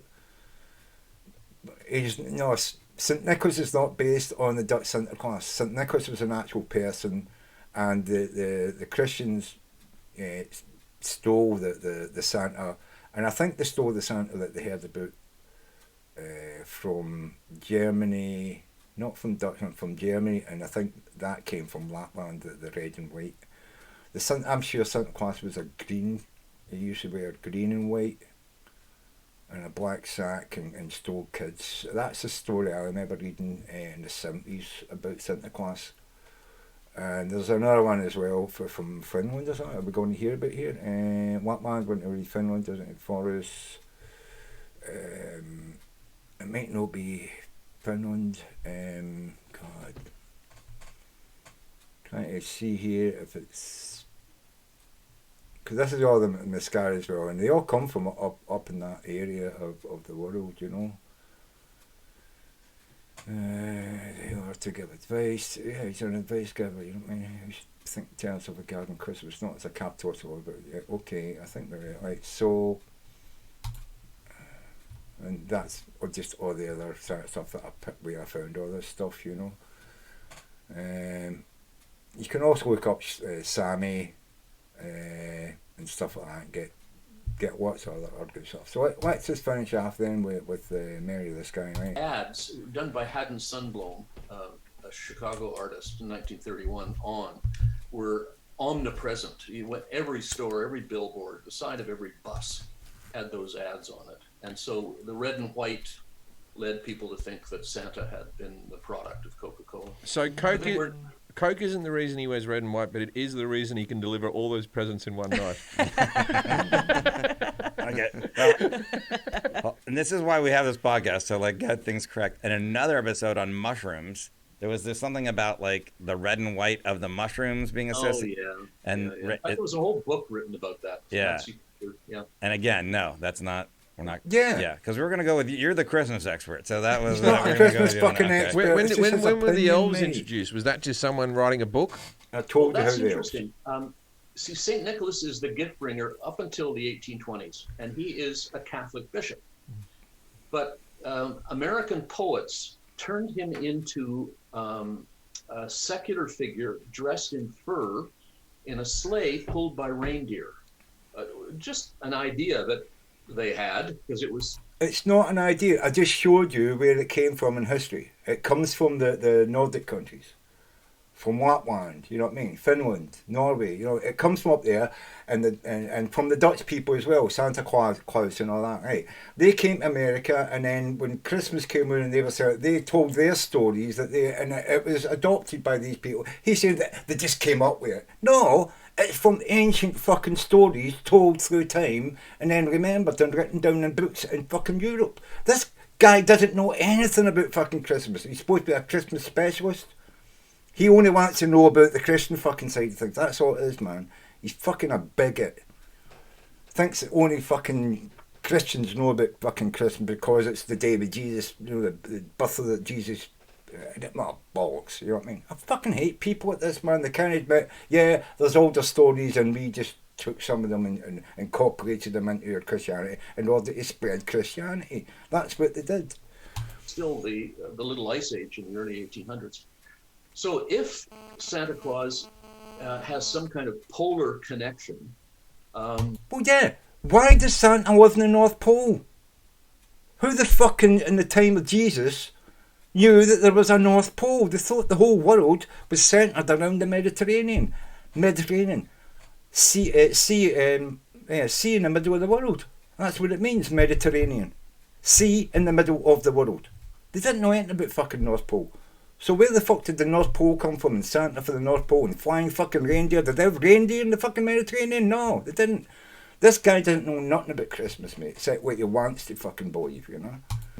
Then they adopted all of these house elves that populate Scandinavian folk literature and give them the elves. So they pop up about the 1840s. Oh, the Scandinavians with the elves. I learnt that. Yeah, they pop up in the 1840s because that's when a lot of Scandinavians moved to America And this, he only knows whatever's written in America and Canada. He doesn't know anything about fucking Europe. He's never went to Europe. He's been to fucking Turkey, right, to see the Christian place where fucking St. Nicholas is buried. But he's never been to fucking Norway or Sweden and actually researched any of the fucking stories about fucking, shamans and red and white and trees and fucking parcels and gifts and all. No, never done a fucking bit of that. He just said, oh no, the pagans have got nothing to do with it. That off Eurovision movie. Yeah, Icelandic elves and all that. Have you ever seen the Finnish movie Rare Exports? I'm going to think through all the things. This is where this guy loses me. He's now trying to talk about a movie that's about fucking fascism, Nazism, taking back the world through elves. A bad elf is going to... Oh, yeah. Finnish movies I've seen, no. Yeah. Oh, you really have. It's the third best Christmas movie ever made. And the third best? All right, this is already a question. So rare. Did you get that slip of the tongue there? The third best Christian Christmas movie? Yeah. He's a Christian and he thinks that this is to do with Christianity. That was a psychological slip there, wasn't it? Yeah. Freudian slip. in the top five, man. Rare exports, it's called? Yeah. Okay. Rare experts. Oh, is it better than Die Hard? Wait, exports or experts? Exports. Yeah. Rare exports. Okay, so what's your top two then, man? Well, it is the Scrooge, the 1951 Scrooge with Alistair Sim in black and white, except no colorized version. And the number two would be Fred Mercury and Barbara Stanwyck in Remember the Night, 1940. Okay, but have you seen the Bill Murray Scrooge? Yes, I have. Okay, all right. Oh, he's holding his nose. I'll tell you the best Christmas movie. Doesn't like any movies that aren't based in Christianity. All those other movies, it's all Christian based. As soon as you made something that's comedy that takes a piss out of Christianity, a piss out of, Christmas, he's like, oh no, I don't like that. Yeah. He's a fucking died in real I don't Christian, mind A mate. Wonderful Life. Right? I don't mind that film. It's a bit depressing. It's about suicide and all that type of stuff. It's a bit unchristmassy. Your number one is Chevy Chase in Christmas Vacation. Oh, yeah. No, don't believe it. For me, number one movie, Bad Santa. Number two movie is The Fat Man. Number three movie, Trading Places. That's then your number two, Home Alone. Boom shakalaka. Nah. You watch them, you'll be very What about happy. Die Hard? You can tell when people have got young kids, right? And it's like they can't watch the real funny adult movies. It's like, oh, I've got to pick kids movies because, I've got kids. Jim's got a kid. I know he's got a kid. You know what I mean? You said that's a Christmas Die Hard's not... No, Die Hard's... It's a Christmas movie, but it's not that bad. Die Hard is not a Christmas movie. One hasn't dated that well. The rest of the Die Hards where they ramped it up, like he starts off just like as a cop, he's just like, oh no, I'm caught in this building, I've got no shoes on. Yeah. And then the next one, he's like a superhero, and I thought he gets better and better. Oh, fucking grow up, Jim. But yeah, but it's hard for Jim to grow up. He's been a child all his life. And he'll admit that. He will. More powerful. Do you consider Die Hard a Christmas movie? Absolutely not. No. Do you watch Chevy Chase's Christmas Vacation, National I Lampoon? do. Yeah, very nice. It's a good film. What about I Christmas couldn't Story? find Ernest Saves Christmas, but Oh, yeah. Ernest Saves I Christmas? love I've never Ernest seen Saves it. Christmas. All the I've never seen Ernest Saves Christmas. Never. I got the Ernest movies on a DVD box set at home. I'll bring them over. My No, I son's can't watch really Ernest, vibing man, with no these way. the Santa Chronicles or whatever on Netflix. They brought out one last year, and it's Kurt. See, Ernest to me is like an American version of what do you call him? What's his name? Is it Mr. Ben or Mr. What's his fucking name? Rowan Atkinson. Rowan Atkinson. He does the show. And all that. To me, Ernest is just like a cheap rip-off copy, American copy of Rowan Atkinson, Mr. Bean. Sorry, but it is. Russell playing Santa Claus. Oh, yeah. He's really liking those. I haven't watched them, but he digs them. What about A Christmas Carol? That's not on anyone's list. I feel like that. What about White Christmas? That was a good one. I've never seen most of these movies. A Christmas Story you haven't seen? Polar Express. fudge. Okay, here we go. I'm going to put another one in the top 5. This isn't even controversial. I can't believe it's not in my top 2. Elf. Yeah, Elf is Oh, great. Elf's yeah. awesome. Yeah. Elf's an awesome movie, man. Yeah, Elf's pretty high up there, I think. Charlie Brown Christmas. My wife, she these are all prefers kids. Home Alone 2. He's stuck in Home the Alone house 1. with his wife and kids Oh, good because of heavens. COVID. Yeah, I wish you told me And he's before having we to got watch all married. these I could have shaky bloody- movies. I could have dodged a And bullet. now he's Now I'm convinced stuck in himself this that they're good. relationship. You know She what I likes mean? Home Alone 2. I like Home Alone 2. What's wrong with Home Alone God. 2? It's good, but it's not a patch on Home Alone 1. When I was younger, I preferred 2. I I feel need like to watch I them feel again like I've recently. mentioned this before, but my mom's legs are in Home Alone 2. We have So we have love to that go movie. with that one. What do you mean her legs? And her president's Chopped in the off? second movie. In the scene where the robbers they're staking out the toy store because they want to She rob doubled it. for Joe Pesci. They're sitting in Big the little calves. toy houses waiting for the store to close, and a woman walks Oh, by right, and right. they follow her legs and watch her. And And that's my her mom. mum. Is it? So my mom has been in a movie with Trump, Oh, Well which done. is Oh, that's great. very Trump- cool for her. Yeah, Trump's don't- into Very it. exciting. Yeah, Donald Trump's in that movie. I forgot. Yeah. We mustn't overlook Elves, a 1990 movie in which a love-hungry Nazi elf is part of a fiendish plan to create a super Okay, race let me. and bring back a Hitlerian Fourth Reich. What the Right, fuck? when you say Whoa. elves, when you I say gotta see elves, Oh, I thought that was a movie. You stopped at the finished one. Let me have a quick look here.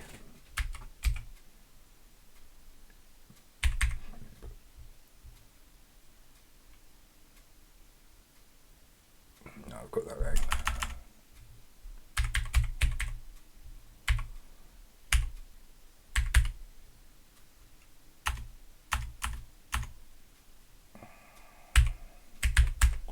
Santa Claus, is it?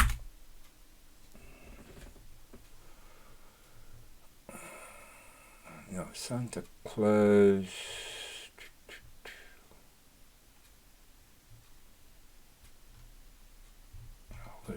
God, I wish I hadn't shot them down now. Oh well, I'll get it in history, won't I? My history in here? No. My history in here? History, right? History.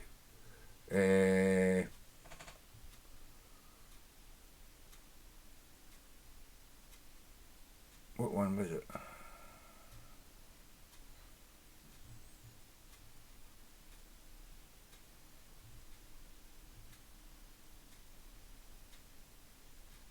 That one? No, wasn't that one. Come on. Oh God, right.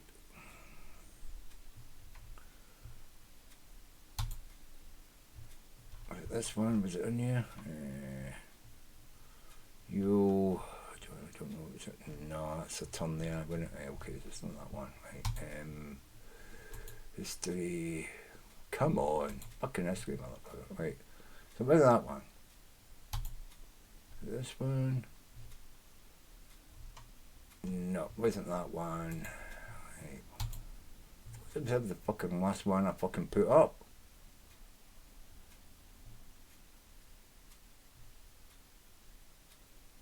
No, it wasn't one. It wasn't a YouTube one. Is that it?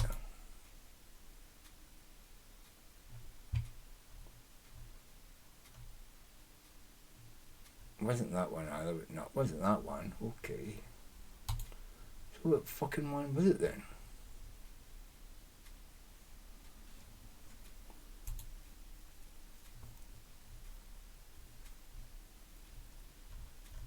That wasn't that one.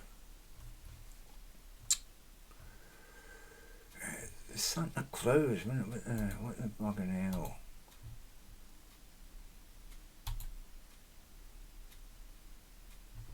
Was it this one? Santa Claus, what's he? Santa Claus, there we go, right. Santa Claus, let's fucking look up Santa Claus, right? I'm pretty sure this is the bastard I'm looking for.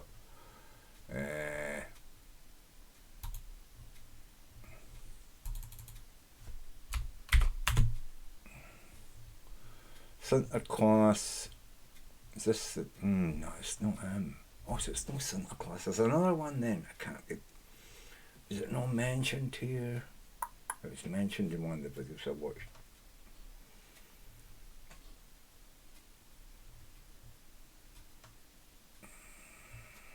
Amsterdam. So it hasn't made. It's spread from the Netherlands. 5th December, St. Nicholas, the same Santa Claus, but it's the name Santa Claus.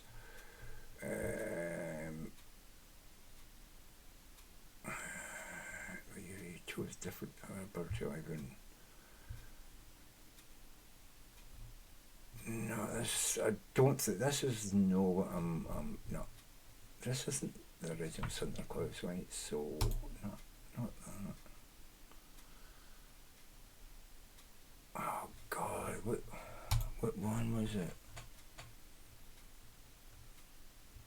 There's another name for Santa in Europe.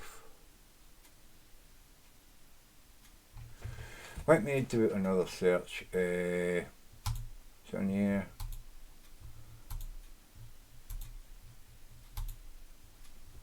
Right, okay.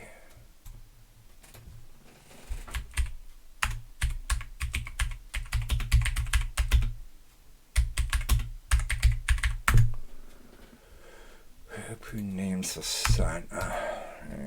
Right.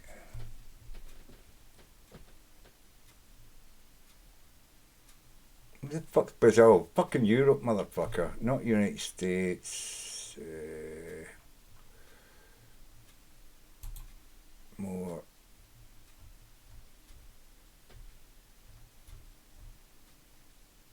That's Russia. Nope. Brazil, nope. That's Japan. Jonas Norrie, no. Japan, no. No Babbitt, no. No. Oh, come on.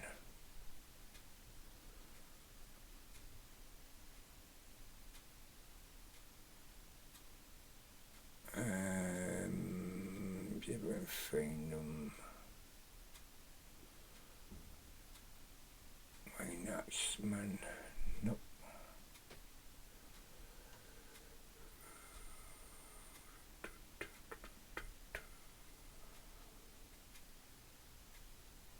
Crystal King.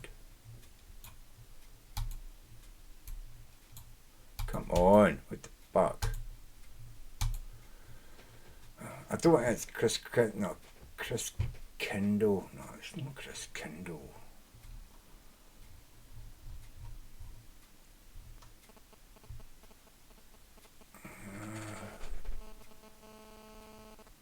Oh, there we go. No, that's a goat-like creature. No.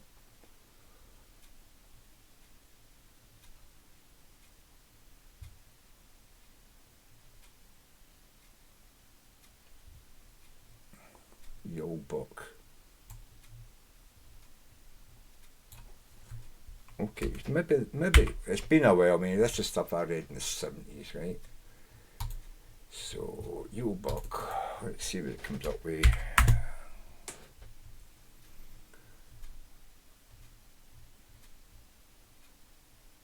Oh, it's a Yule goat tradition. No, see, it wasn't that.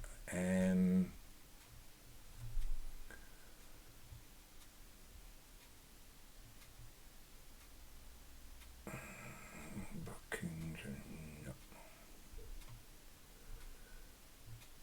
See, this is a goat tradition. So, you know, this is the goat thing. It's not a goat.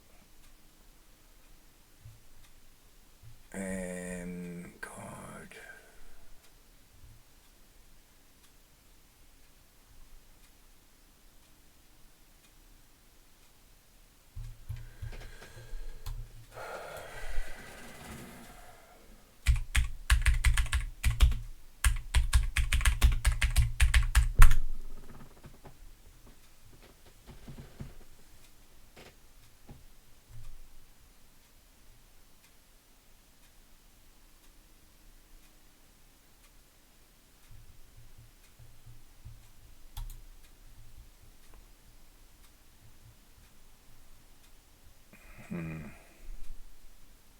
They're all just in Santa Claus, but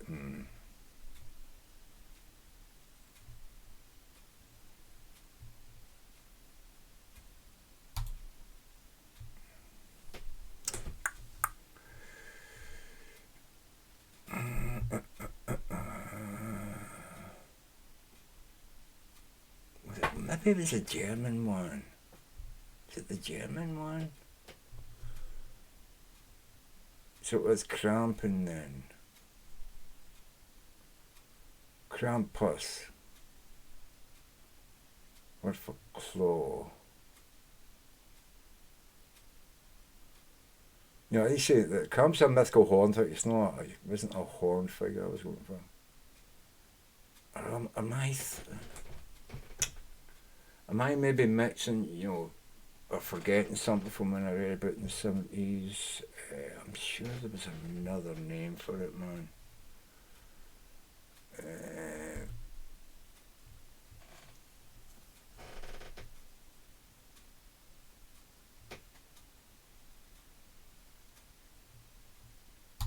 Perchin.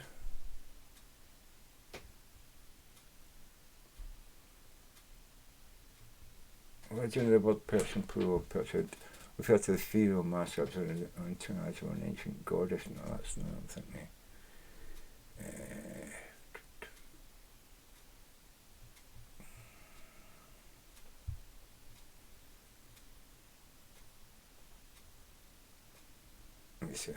This was before, it's what people thought before Christianity got there.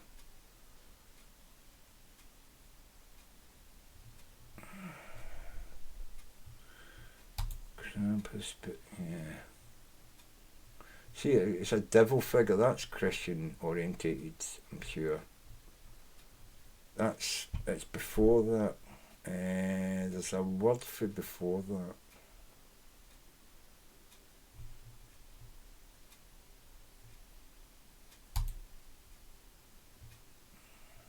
Russian, is it? Oh, I can't fucking read this. It's in Russian. What the fuck? It's depicted as being present to well-mannered children, often delivering them in person December days and secretly under the Christmas tree on the night of 31st of New Year's Eve. It was accompanied by the Snow Maiden. Nope. It was definitely a man, but no, he often has a sidekick. Maybe I'm mistaken that I'm thinking it's Santa and I'm thinking he is psychic and there always was a Santa. God damn.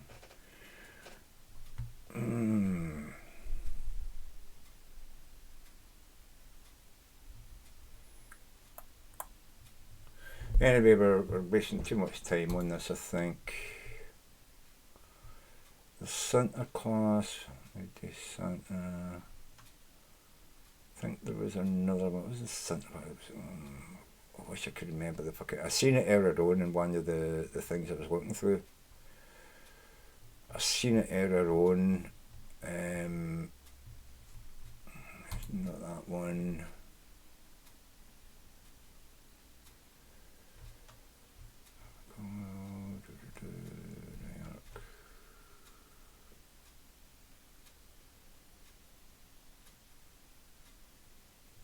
I think I heard someone say it in a video I watched. Did I not keep that video? I wouldn't have. Yeah, no, it was definitely Northern European. I think it was the day of the Yule.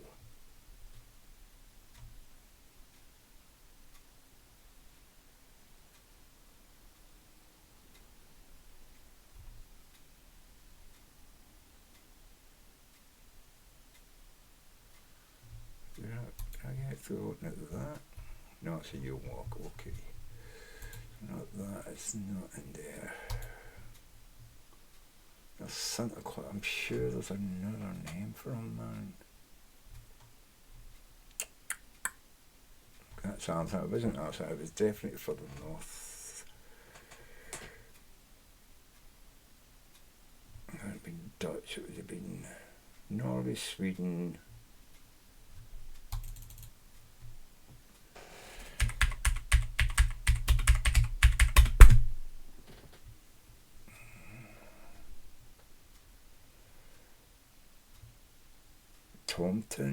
That doesn't sound right.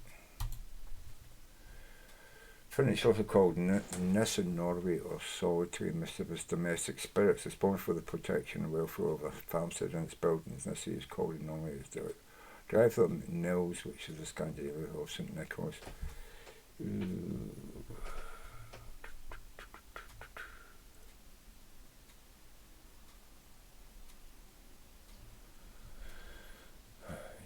Tomten versus Santa.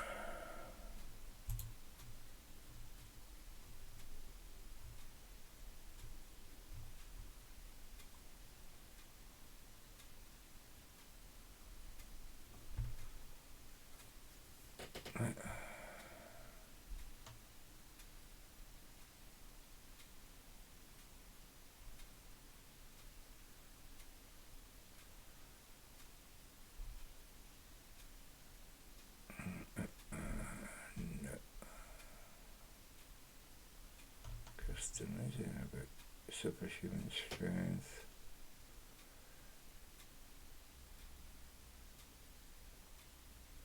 Tomten that's a combination of traits and yeah, that's fairies, and that's where the fairy language comes from. It's these are female followers of a female god, the Elves, so that's not what I was looking for either.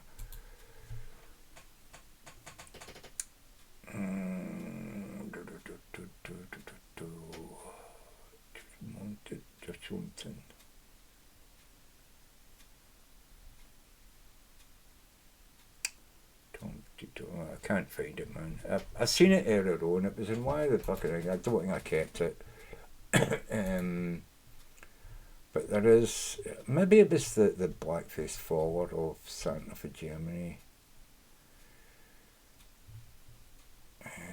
Saint John was known as kindness to us children on Christmas. He born with porridge for me during the night. He ate it through the house, okay. That's bizarre. One day they're hungry. Children, we put them in the sauce of hot milk. People filled with treats. We had 2 stepbrothers, one with combination. No. Yeah. Yeah, I just can't find it, guys. There was something I was looking for, and I don't want to spend all night looking for something I might never find, so it might have been Krampus. He's shown with horns, but I don't think he had horns. When in the 70s, when I was reading about it, he didn't have horns.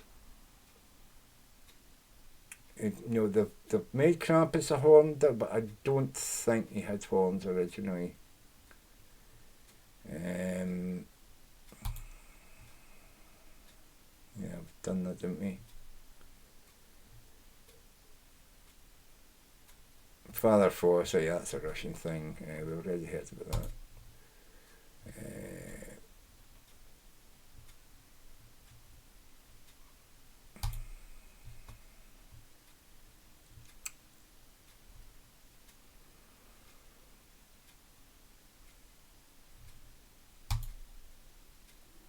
We've got a map for Santa, have we? Okay. Christmas Man, John Chimney, Daddy Christmas, Christmas Old Man,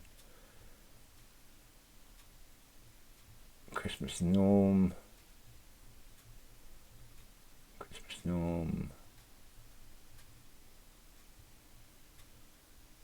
See that? I don't know if they are representing. See, that's Father Frost. Goisdorf, Starman, St. Nicholas, Baby Jesus, Christmas Man, Christ Child, Father Christmas. Yeah, these are like, yeah, I think they're talking about the old names for Europe. I'm trying to find, I don't want the name for Father Christmas. I want the name that was there before Christianity, you know what I mean? These are old, ancient sort of like stuff,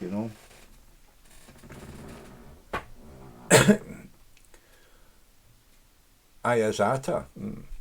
Let me. I don't think it's a Turkish one though. I definitely think it's a European one. But let me just Google. Ayazata. Ayazata. Yeah. Azerbaijan, so it's not just Turkey, it's a lot of the countries flew up there. Yeah.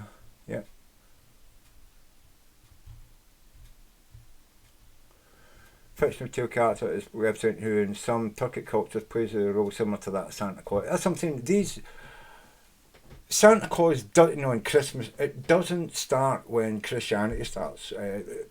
We've been celebrating festivals and a present given sort of old man or, you know, demigod for thousands of years before Christmas, you know. And that's why when I seen this one and they bring this guy on as a Christmas sort of scholar, all he's talking about is the Christian Christmas. He's not talking about the origins of where we get the idea of a Father Christmas from, you know, of a Santa. It didn't originate with Christianity. It's been there, and they just appropriated it into their religion because that's what that, especially Christianity, that's what religions do when they take over. My God, the Romans went around the whole Mediterranean and just absorbed all the gods in the area and just, let's just put a shrine up to your gods, put a shrine up to their gods, and let people worship where they want to, you know. But Christianity goes in there, man, and just murder everybody. Same way with the Muslim religion, just go in there, murder everybody who doesn't want to be like you until there's nothing left except you. And it's like it actually denudes and makes your culture poorer. You know what I mean? To demand that everybody just, you know, believe the one thing when it comes to stuff that, you know, you kind of see. Now it's different when you want to have rules and laws. No, we all know not to steal, not to kill, we can understand that, right? But when it comes to believing in, you know, witches, warlocks, gods, angels, you know, fairies, I mean, there shouldn't be, you've got to believe only the one thing. We need to be able to just let our minds wander and imagine stuff, you know. This is how you come up with new ideas. If you're restricted to only thinking about one thing, then you're stifling your original ideas, you know.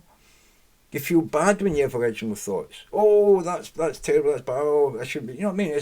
You can't be doing that to people. That's why when the Muslim society started stopping conversations with Christians and pagans, and they say you can only follow this Muslim belief, that's when the Muslim science and all that died. And you look at America, the more they try to cramp you into just believing in Christianity and Jesus and all that, the more your ideas die, you know what I mean?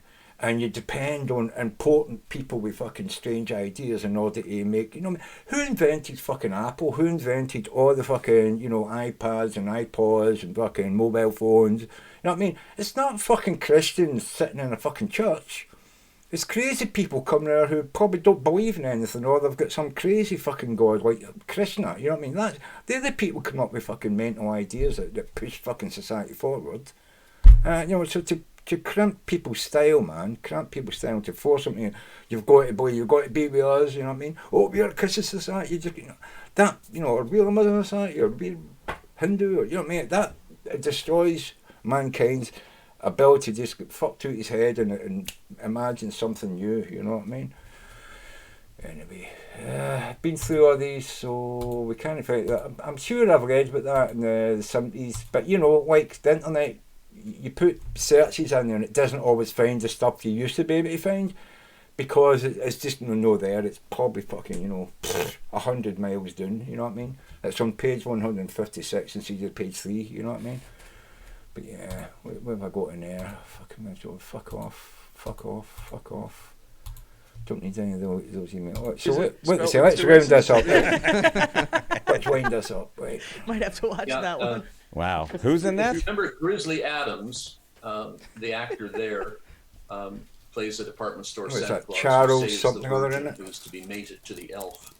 So Put that on your list. I tell you which one I like. Tell you another I one like not to Bad watch with- Santa. I like yeah, Bad don't watch that with an 8-year-old. That's what I was about to talk about. Well, yeah, I know that. Yeah, I thought, oh, this would be a bit of a laugh. Oh, no. No, I like Bad Santa. That's a good one. Okay. So is this wrong then, as far as a political cartoonist being responsible for defining modern Santa? Is that? Yeah, the face of the modern Santa comes from the 1860s by the cartoonist Thomas Nast. Oh, okay. I mean, He was the guy who also invented the Republican yeah. The elephant. elephant and the Democratic. Democratic. You just said, fucking oh, right, like you knew Thomas Nast was. No. But you see a theme here. This guy only seems to know everything about how American culture has dominated what we think of Christmas at the moment and the Christian view of things, not that. Doesn't have anything like, oh, the pagans have nothing to do it. It's got nothing to do with mushrooms and Sami, Magi up in the North Pole. No, it's all just Christian and people in America that invented the whole fucking Christmas and yeah, it's all Christian. You know what I mean? There's no bullshit, mate. I've just fucking showed you hundreds of fucking videos there, man, and they all say that our ancient past is predominantly what made Christmas what it is. Your sleigh, your flying reindeer, your Christmas tree, your red and white baubles, your red and white Santa costume, you know what I mean? Gifts under the tree. All that is all from ancient Northern European ancient stories, from before Christianity. He was saying it was a political cartoon. Oh, okay. Okay. But that guy's got a I great... thought you were going, oh, I do like his stuff. Nasty. I'm just stroking my Santa beard now. He's got a good resume there. It's Santa and Political Democrats parties. and the Republicans. It's good. The truth is, he was trying to draw Santa 3 times. It's just terrible. And like, that one looks like a donkey. I give it to the bloody... Which one's I don't know which one. Oh, okay, so the elephant is... The donkeys... Democrats. The donkeys are Democrats. The elephants are GOP. I think maybe you touched on this. What Roman holiday held from December 17th to the 23rd had a large influence on how Christmas is celebrated? Was that what you were talking about earlier with the... Yeah, Saturnalia. Saturnalia. We used to think that. We don't think so much anymore. But Why? It's fucking obvious. It's fucking true. They were worshipping and celebrating that before fucking Rome became Christian. As soon as they became Christian, they moved it from the 21st to the 25th and says this is when Jesus was born. Even though there's nothing in the Bible to say that Jesus was born on the 25th. So why did you make that Christian holiday on the 25th? When there's nothing in the Bible about the 25th? Because people were already having a celebration at the time, and in order to get them to worship your religion, you have to give them the same celebration and make it yours. So you move the date a few days and then says it's a Christian celebration. That's what you did. it's really the Roman New Year on the 1st of January that had... The 1st of January is fucking nowhere near the 25th compared to the 21st. 17th to the 21st. In fact, in some places it says the most sacred day was the 25th. In Rome, it was the 25th. Their most sacred day. It gave us most of the stuff like presents and greenery. Yeah, okay. And then what Christian group banned Christmas in Boston from 1659 to 1681? Puritans. Well, it wasn't the JWs. It was the Puritans. Yeah. The They came from Puritans. fucking Britain. They're always up In to fact, Cromwell did the same thing in fucking Britain. Let me just buck in and look that up. Cromwell, he's a Puritan as well. Did Cromwell cancel Christmas? To Cromwell and his fellow Puritans through singing and the related Christmas festivities of not only abhorrent but sinful. In 1644, an Act of Parliament effectively banned the festival, and in June 1647, the Long Parliament passed an ordinance confirming the abolition of the Feast of Christmas. Cromwell did the same thing in fucking Britain. Another fucking Puritan motherfucker. So there we go, 1600s. The Puritans are fucking trying to ban Christmas all over the fucking place. No, they're doing it out here. And when did he say that the Puritans... When did he say the Puritans cancelled it in America? Democrats and the Republicans. That's good. The truth is, he was trying to draw Santa 3 times. It's just terrible. And like, that one looks like a donkey. I think maybe you touched on this. What Roman holiday held from December 17th to the 23rd had a large influence on how Christmas... presents and greenery. Yeah, okay. And then what Christian group banned Christmas in Boston from 1659 to 1681? 1659, 1644, and in 1647 they passed an ordinance confirming the abolition of the Feast of Christmas. So Britain did it before fucking America, you know what I mean? There we go.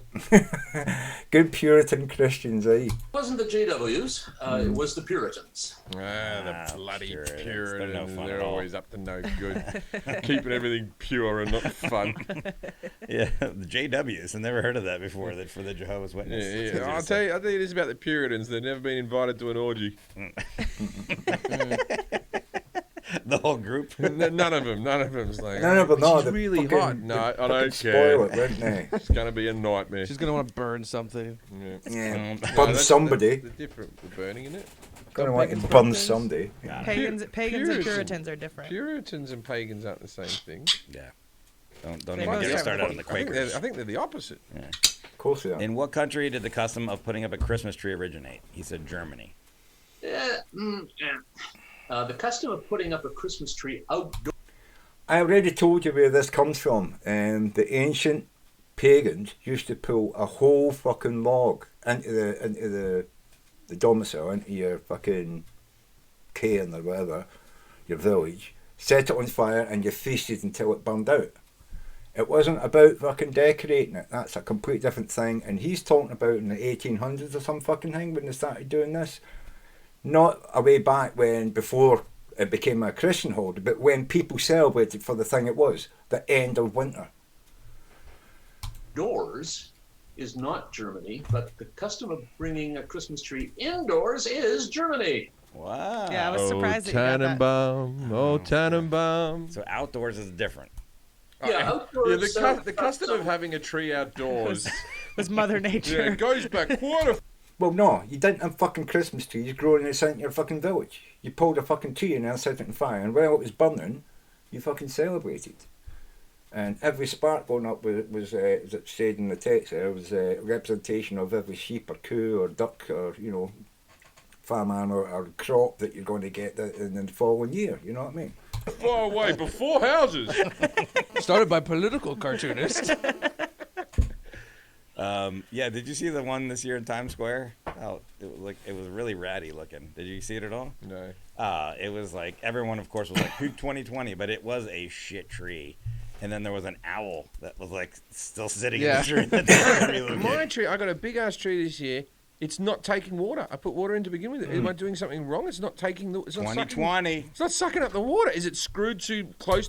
I can fix that for them. Don't bother getting a live fucking tree. This solves your problem every year. Just get a fucking fake tree and put your fucking lights and baubles on that. To its face? Did you? And you don't have any fucking needles to sweep up at the end of the fucking, 2-3 weeks that you've got it. Cut the trunk? Yeah, after you got they it? did all that. Luis has a trick for. Don't you put some sort of cola in the Christmas tree? We didn't put a Christmas tree up this year. Christmas tree is for when you've got kids. Obviously, Jim and Name must have kids, right? We don't have kids in the house, you know what I mean? My niece and nephew, they've got kids, you know what I mean? So, yeah, they have a Christmas tree. They're going to get presents piled into it this year, but once they grow up, once they get, 8 or 9, bang. Father Christmas died, mate, you know what I mean? It's me that fucking brings the presents. Oh, they put that Mexican milky Fanta or drink, something. muchacha or muchacha. Horchata? Horchata. Did you say muchacha? Horchata. Horchata, yeah. That's why I never ordered it. I love it, but I can never get it. Hey, can I get a large muchacha? A woman comes out from the back. Bring out the cook. Typical Aussie. I know, what is a muchacha? That's a woman. woman. That's a woman, yeah. All right, okay. Can I get a large muchacha? Yeah, Well, it is a milk-based Have drink. you never watched any movies? I'm gonna order that, and I'll be. Did you never watch any movies where you see people speaking Spanish and they speak at once? Yeah, muchacha, you know what I mean? Oh, I love you and all that, it's what Italian, Madonna, Madonna, my beauty, and all that. Be happy if I get either. Yeah, no, we put 7-Up in our trees. We put 7-Up in the tree. We put 7-Up in the Really? tree. We've done the 7-Up trick. All right, see, I thought it was a Mexican thing. I guess not. Well, he obviously he's Mexican. He's got muchachos. No, this is the thing. We went and bought the tree, and they had that stuff that you put in the bottom, that green stuff that you can spray in, but it's not good for pets. And we have little cats, and we don't want the cats drinking from it. And so a Mexican guy comes up to us. There you go. Who was we were selecting a tree. He goes, "Oh, put 7-Up in there, man." Mm-hmm. 7. Jerry, do you have any tricks? Do you know any of this? Or? Yeah, 7-Up works. Really? Yeah. You probably didn't. You put vodka in the 7-Up, didn't you? Yeah, it's that's the problem with the and trick. Tracy goes, it doesn't. The level doesn't seem to be going down because I go down there and drink it and then refill it. Well, how long have you had the tree? Oh, it's over a week. It's been like since December 1st. Yeah. I guess you should have been taking up water. I don't know what to tell you. Water, it's not. I go put my hand. It's splashing around in water. Is it losing needles? It's not. It's wilting a little bit. It's like the branches are going down a little bit. But let's see if it can hold out. It'll last till Christmas. Yeah. Okay, and we talked about this yesterday, Jerry. Santa Claus in Europe currently. Something is happening there. Yeah, there's a war against Santa as being... Oh, here we go, Christian. There's a war against Santa. Oh my God, there's not a war against Santa. One fucking news story or something, because there's a bunch of people who are being stupid about it, and like suddenly there's a war against Santa in Europe. You know what I mean? What the fuck? Being an American interloper. After World War II, Santa Claus was really adopted in Western Europe. American troops had brought it. It was, sort of the American future, prosperity, consumerism, good times. At the same time, the Red Army had conquered Eastern Europe, and they abolished St. Nicholas and brought in a secular impostor named Grandfather Frost, Dead Morose. So Europe has had these two foreign gift bringers. No, we haven't. Russians weren't Europe. They were the Eastern Bloc. Europe still had Santa. And the fact that it was an American thing, as I said, before in Britain we celebrated Christmas, didn't have a Santa. We don't, we just gave gifts to each other, and then you knew it was coming from people who loved you, instead of making up some wishy-washy imaginary character and saying, "Oh, he's the guy who's sneaking the presents in." Then you put a whole new fucking complicated spin on Christmas. You know what I mean? Fucking Americans. Fucking always going to spoil the fucking fun and the understanding that you give something to someone and they give something to you and you love each other for it. No, they've got to bring in some magic invisible guy who's just zapping about the place, giving it to, and you've got to kid on your him. And it's like, what the fuck? Fucking Christian American fuckers, man. You know what I mean? They can't say something, but they try to fucking spoil it, And in the 1990s, when the Red Army left, Eastern Europe rejoiced, booted out Grandfather Frost, and brought back in St. Nicholas. And this prompted Western Europeans to say, out with Santa Claus, let's bring back, in Germany, bring back the Christ Child, Das Christkind. In the Netherlands, it's St. Nicholas. In France, it's the baby Jesus. Jesus, yeah. Le Petit Noël, or Le Petit Jésus. Hold on a minute. Let me fucking look this up, right?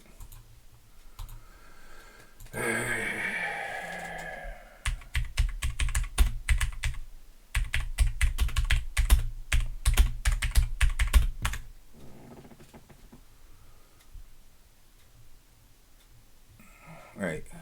I don't see anything here. Black Pete. Christmas character. Is that who I'm thinking of?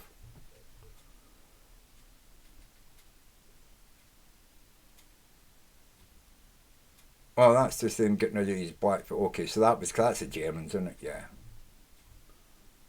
Okay, so I can understand that, because that's Krampus's sort of mate. But I don't see anything. You're getting rid of Santa. So what see fucking Americans, man, they see one fucking story. You leave out for Santa in UK. What do you put out for Santa UK? Is Santa real? What Santa, of course, a drink. What Guinness for Santa, whiskey for Santa, whiskey, always whiskey and fucking shortbread. That's what I like. I mean, that's what Santa likes, right? Okay, I don't see anything here about fucking Europe getting rid of Santa. Europe, Santa, controversy. Santa's helper and blackface. See, it's a blackface thing. It's not a David. I don't see anything about people getting rid of Santa. That's Krampus. Christmas in Europe appear to be scared stiff, and so Santa's strange company. So yeah, it's a Krampus and Black Peter. Okay.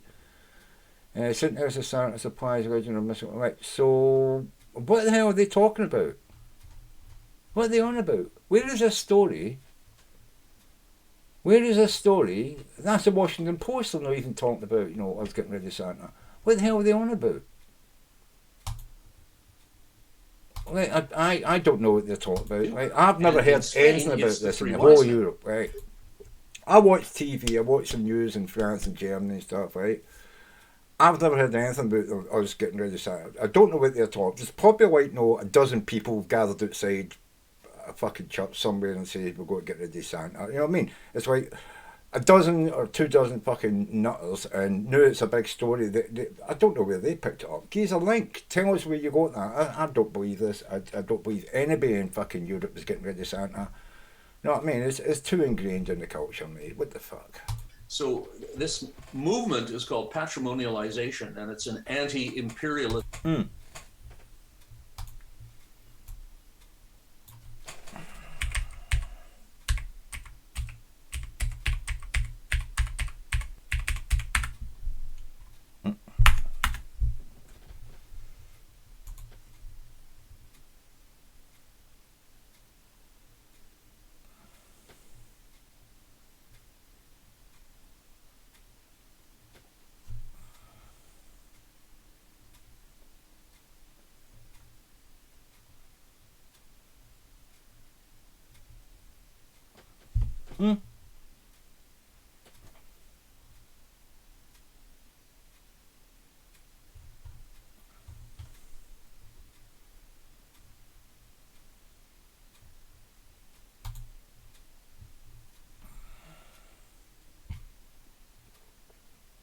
Okay, so I don't see anything here about fucking getting rid of Santa. Patrimonialization. English definition.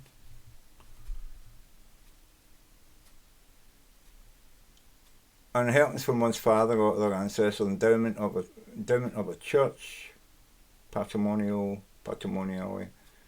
Yeah, so I don't see anything here about getting rid of this fucking Santa.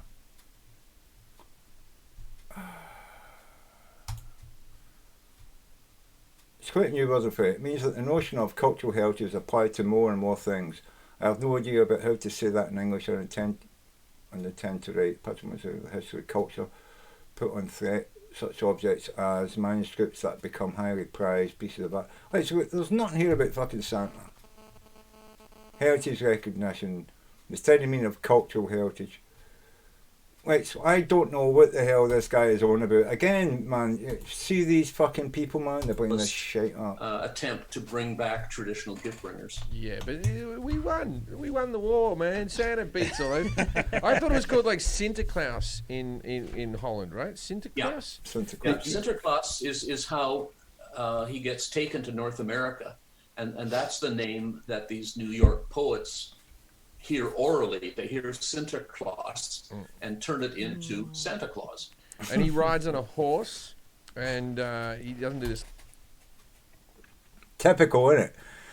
We have got Santa Claus going around the world because some New York poets heard Dutch people saying Santa Claus and changed it to Santa Claus and started writing about it in poetry and books.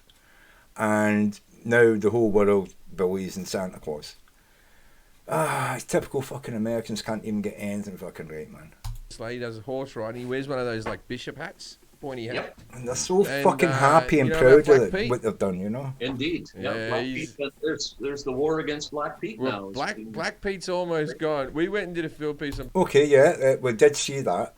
Black Pete, the Germans want rid of it because it's racist and stuff. I can understand that. It might have been different like 300 years ago when Germany was all white, but now they've got a huge population of Arabs, Africans and stuff like that. So, yeah, it's probably derogatory for them at Christmas to hear about Black Pete, you know what I mean? So, or what would it be? What's the German for black? Oh, God, I can't remember. I knew a little bit of fucking German when I went through Europe. I should be able to remember the word for black in German. Come on. It's no Black Pete, and they digging my go, brain for it. we're going to change it to Chimney Pete, right? So, so for all the people who are listening right now, haven't seen anything, please Google just put Black Pete into your search engine, and then step away. I just did. And I'm going to tell you. But then from the Jim Jeffries show, we did a field piece on What it. you did, but it's. I just did Black Pete. Let's do it again then. Black Pete and Zwart Pete, right? And Black Pete. So you can imagine if you're in black and you're in Germany, well, she's at least changed to blue. Good on you, girl. But these are all blackface, man. You can imagine what it'd be like in Germany to, go through this fucking shit at Christmas, man. You know what I mean?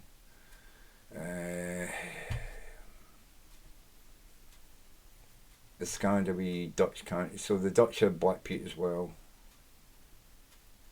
Yeah, Santa Claus. Smart Pete. Black Pete is his sidekick, and the Germans have it as well, I'm pretty sure. But yeah, so yeah. It's basically it's Santa's friend, and if you, and now they're saying they're friends, but if you go back historically, he was like a slave of Santa. Mm-hmm. And if you're good, Santa Claus gives you a gift, and then Black Pete, if you're bad, Black Pete puts you in a sack and takes you to Spain. Like it's quite the dilemma. You want to really be good, right? And so now they're saying because he has the curly hair, and people do blackface in Holland. The most inclusive society in the world, where they have prostitution and drugs and all that type of stuff, and then they do blackface, and they gold jewelry and an afro-y wig, and it's really offensive looking. You could be the most racist person in the world and go, oh no, I don't know about that. That one's no good. And so now they're saying that the reason he's black isn't because he's black, is because he's gone down the chimney first before Santa Claus, making him black. Although, for some reason, it's just his hands and his face. And somehow his hair becomes a fro and he has big red lips. And the rest of his outfit's pristine. Hit the dry cleaners. They're getting rid of him, right, Jerry? Or they're... A United Nations delegation came over and said, get rid of him, he's racist. Also, get rid of St. Nicholas. You've already got Santa Claus. And they just about lynched her. She had to be escorted to the airport, flown back to New York. Yeah, ironically. They're very passionate about Black Pete. They're like, the first time I saw Black Pete was this. It was very jarring. This is before we did the field piece. Right? I thought it was Germany as well. I was performing in Afghanistan, right? No, Germany, it's in Germany it's no Black Pete. It's Krampus in it, and it's a goat shape. Yeah, I think Germans have got Krampus the same as the Norwegians or whoever it is up there. Got the goat. I think it's Norway. They've got a goat. Yeah. Going out there to perform for the troops, and so I'm in Afghanistan. So there's Australian troops, American troops, British troops, Dutch troops, right? All the people that were there, and it was in December, and then there was I was with some American soldiers. In a van, and we're driving through the base, and there's like 8 guys in blackface with hoop earrings and stuff like that, and I was like, what the fuck is going on? What the fuck is that? Merry Christmas. And then the American's like, that's the fucking Dutch, man. He was like fuming. He's like, you try to tell them they're not going to fucking listen about their fucking Black Pete. And I'm like, Black Pete? Also the name, it's just Black Pete. It could have been called Dark Dave. Like, it's just such a fucking, like a weak-ass name. The thing is, too, the Dutch get all this credit because, we legalized weed and prostitution. But when you travel the world, the English always get the most shit for taking over other countries, like, colonizing. But the Dutch somehow flew under the radar. They're all over the world doing bad shit. The Dutch got away with murder. The Dutch, the Spanish, the Portuguese, the Germans... every fucking cunt in Europe, man. They've been around the world, man. You know what I mean? They're conquering fucking nations. The British get the worst fucking shit for it. But when you look at what Britain did with their colonies, we actually instigated like education, schools. We instigated law, judicial courts and stuff. When you look at what the fucking French, the Portuguese, and the Spanish did, they went in and they just murdered everybody who didn't agree with them. They didn't give a fuck about, we've got laws for us, French people, but you're a native, we can just beat you, skin you alive, stick you over a fire, doesn't fucking matter. You know what I mean? Turn to your religion, become Catholic, or we'll burn you over the fire. They burnt people at the stake in all these countries. We didn't go around the world burning people at the stake. But Britain is getting holy hell for because of the amount of countries. But I think these countries were, if they look at the countries that were conquered by the Portuguese, the French, the Spanish, the Germans, they will look at them and go, thank fuck we get conquered by we're going to get conquered by somebody. Because the European countries all had guns and fucking, tanks and all that shit, machine guns, right? Thank God the English fucking conquered us. If we're going to get conquered by MD, I'm glad it was the fucking English. And when we eventually stood up to the English left and gave us our country back. You know what I mean? You didn't see the fucking French or the Spanish or the Portuguese giving it away. You had to fucking fight those motherfuckers. You know what I mean? To get them out. You caused a wee bit of disruption for us, stop us from making money, and we were like, it cost us too much, let's get the fuck out of here, And possibly left behind, some of what we had, we left behind the understanding of education, law, judiciary and stuff like that. We left stuff like that behind. Infrastructure, building roads, fucking railways, you know what I mean? The fucking Portuguese, the French didn't build any fucking railways anywhere. They built fucking camps. They built camps for you to fucking be, treated as slaves and, dig the fucking mines for them at the point of death, you know what I mean? I'm sorry, I mean, we got a really bad publicity, fake fucking news on the British going around the world, I'm fucking telling you. Compared to what the Portuguese, look at the Portuguese and French communities now and all these countries. The French are still in fucking North Africa. The French are fucking still in, what is it? Let me have a quick fucking look. European map, Mediterranean. The French are still in Algeria, innit? Algeria. The French are still in fucking Algeria, mate.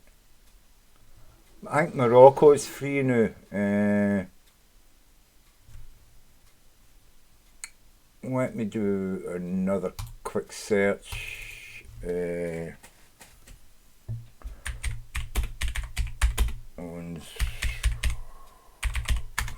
owns Morocco?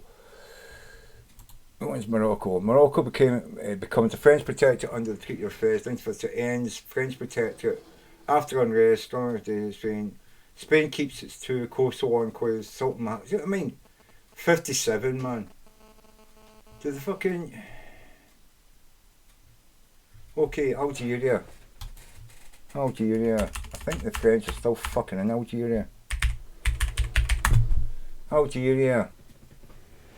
Officially, the People's Democratic Republic of Algeria is a country in 1967. The Talif rebel killed the Aga and placed someone in power. The new leader received it. So it's not the French.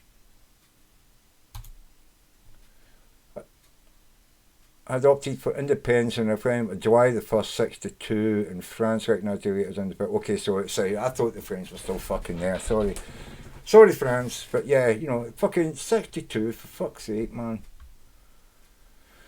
But yeah, the French were there for fucking years, man. You know what I mean? And brutalised the people, absolutely brutalised them, mate. Didn't treat them like citizens. Just didn't treat them like citizens. You know what I mean? Literally. Why do you think there's a problem? There was a problem in South Africa. Yeah. It was the fucking Dutch, man. Yeah, they were everywhere. Yeah, the Dutch. Yeah. Remember fucking South Africa? They only just got their fucking freedom through fucking, what do you call him? Can't remember his name now. Oh God, my brain's fucking shot, man. I should know all that fucking shit. You know, the very famous leader was in jail on an island for fucking years. They let him out. He became the president of South Africa. Didn't really fix South Africa up, but yeah, you know, the fucking Dutch, man, you know what I mean? You're just like, no, we are friendly people who like to have like different porcelain figures, you know.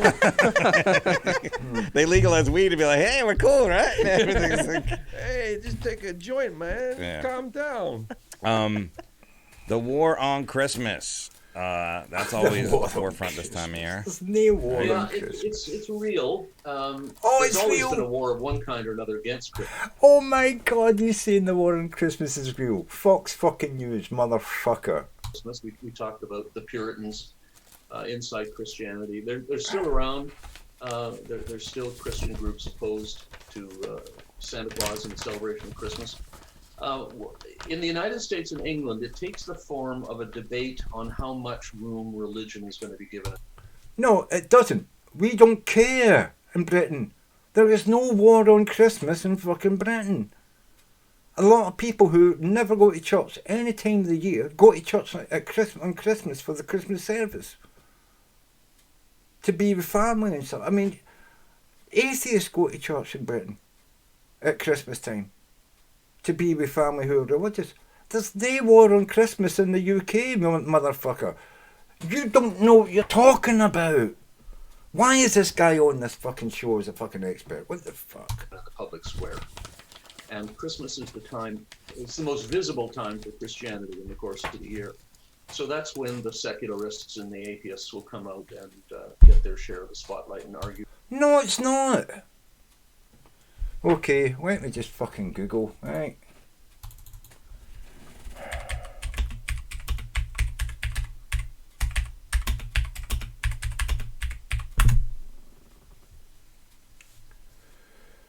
Modern day conflict officers say with the use of term war on Christmas occurs mainly in the United States and to a much less extent the United Kingdom. Like, well, let's see what it says about the United Kingdom. Christmas, the Christmas away the birth of Jesus Christ, Western Christian Church that's held in 23rd, blah blah blah. Right? Since where was that bit I was reading?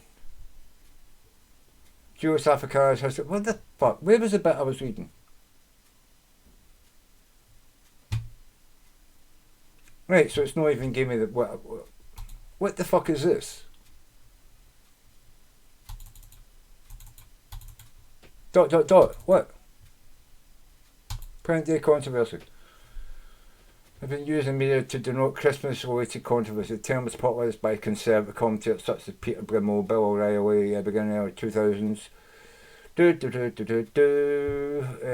got nothing to do with fucking, you know, Guardian, Political Act, holidays, right? Like, don't see anything here about fucking the UK, mate. Nothing about the fucking UK. It's all fucking Home Depot and all. It's all fucking America. Okay, why was Christmas banned in England? What? Ban was put in place by the Puritan government in 16... Yeah, well, fuck me, 1647. I thought it was fucking present day. War on Christmas in the UK. Can I please fucking find... War on Christmas 2020. Tucker Carlson. Fake War on Christmas. Fox News. What's War on Christmas? War on Christmas. Have you a Merry Christmas? What, Christmas? 94... What? What the fuck? I don't see anything there about the fucking UK. Pandemic, yeah, well, you know, you can't be going fucking into church, mate. Like, so...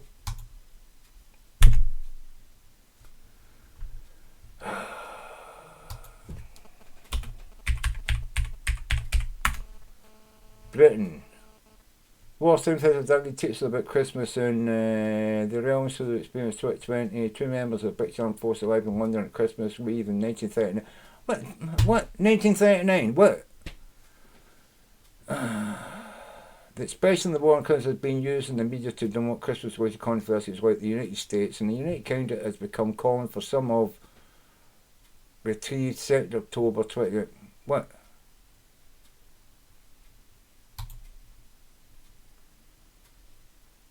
'17th century. Doesn't even mention Britain. Doesn't even mention Britain. I can't find it. It was, yeah, 1647. What the fuck was that? Right. How Britain celebrated Christmas during the Second War. There is no war on Christmas. History matters.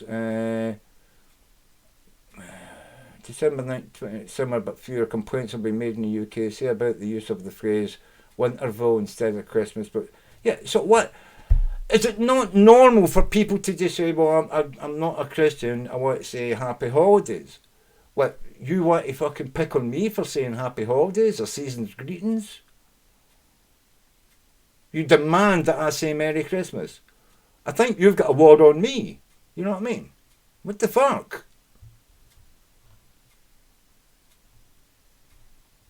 What? No war on Christmas. New poll shows 91% of Britons celebrate Christmas, but just 22% celebrate the birth of Christmas. So, do you understand? I mean, 22% are the really religious people. They're the ones that got the war on Christmas. The guys who celebrate Christ. 91% of British celebrate Christmas.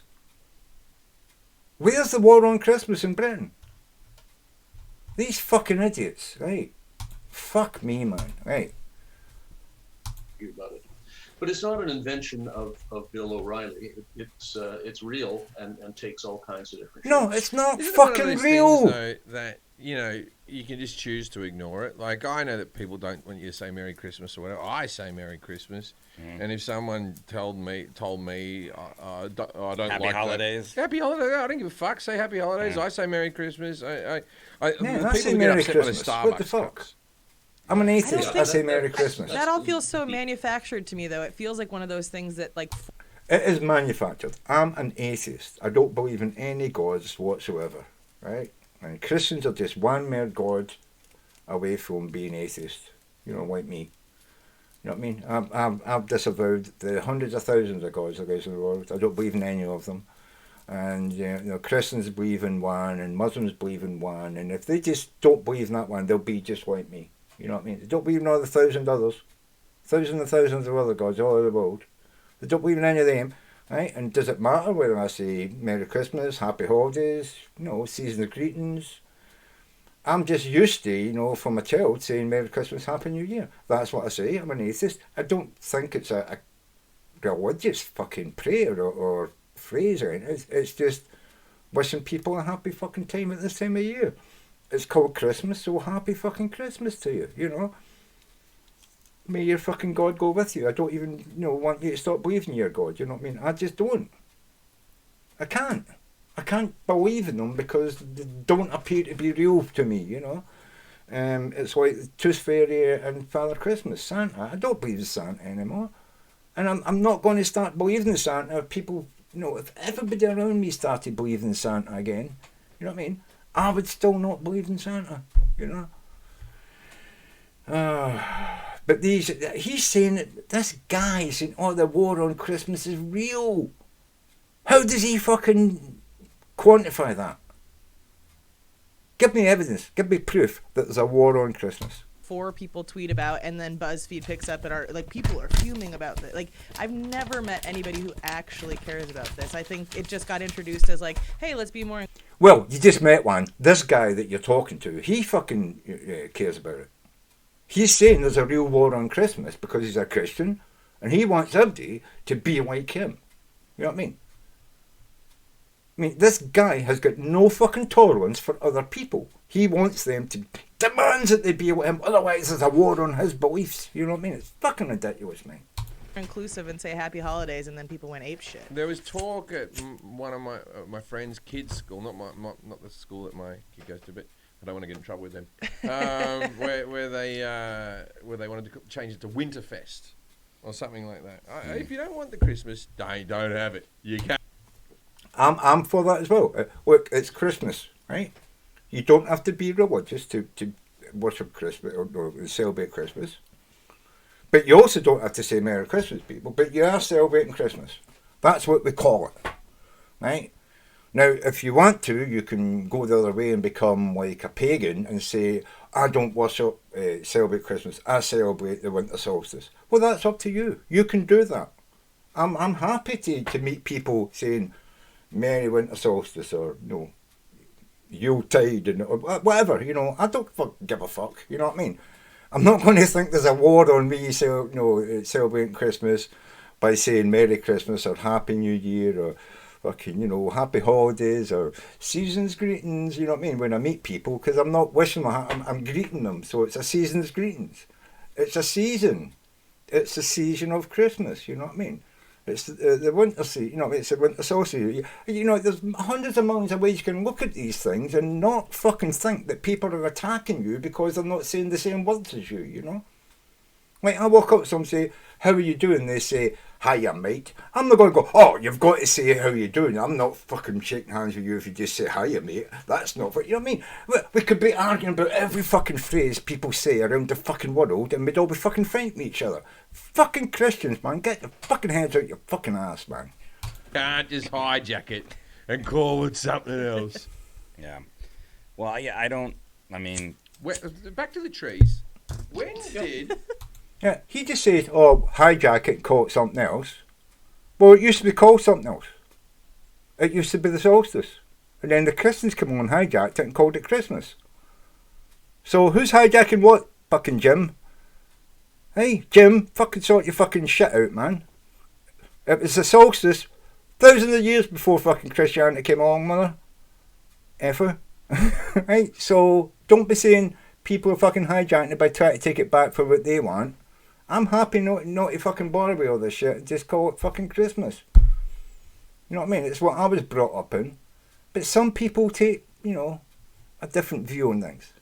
And I'm not one to go around telling people what you think or what you say about this time of day or that fucking time of the night or this time of the season or that time of the year. I don't give a fuck. I meet people and they say fucking Summer's Day or whatever. I'm going to say, how you doing? The Summer's Day. They're probably just saying, how you doing? You know what I mean? I think it actually means something like that anyway. So if I meet a Hindi guy who says Summer's Day or a Nepalese guy, you know what I mean? I'm not going to start copying them. I'm going to say, oh, how you doing? Pleased to meet you. It's like, but they're not, hopefully they're not going to, oh, you've got to say Summer's Day or I'm not fucking, this, people, man. Retarded people. When you say first indoor trick, do we always gussy them up? Did we always cover them in? No, that took about 100 years. The first, you bring a tree inside just the way you bring greenery inside. It started off with people bringing boughs off of pine trees into the house. Reason? The boughs gave off a pine scent and it made the house smell nice. It wasn't a whole fucking tree. This is another thing that this cunt doesn't fucking know and I've looked into when I was fucking my teens. People used to bring boughs in, boughs of holly, boughs of pine trees and decorate their houses with the pleasant smell of the greenery that was about to die, or most of the deciduous plants had died. You know what I mean? But, you brought it in and when it warmed up it gave off a pine scent and filled it. Could you imagine how stinky these fucking homes were back then? You know what I mean? Or lived in a tent for fucking months. You know what I mean? You decorate it with something that brought a smell of like an air freshener basically. You know what I mean? That's what it wasn't a whole fucking tree. This was a thing that started only in the 1800s. Right, is it going to tell us that? It's in the 1800s? Side at the barest time of the year.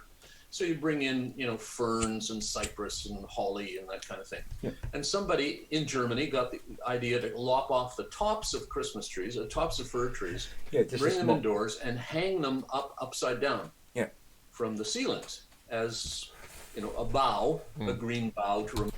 As I say, yeah, so now we're getting it wasn't a fucking Christmas tree, it was a bough. They brought the boughs in to make the fucking house smell nice. Fuck me, he's getting around to it now, you know what I mean? Fuck. Mind you that spring is coming. About 4 people died. And so later, they're tipping the tree, well, we would say right side up. And the earliest decoration we know of is 1604.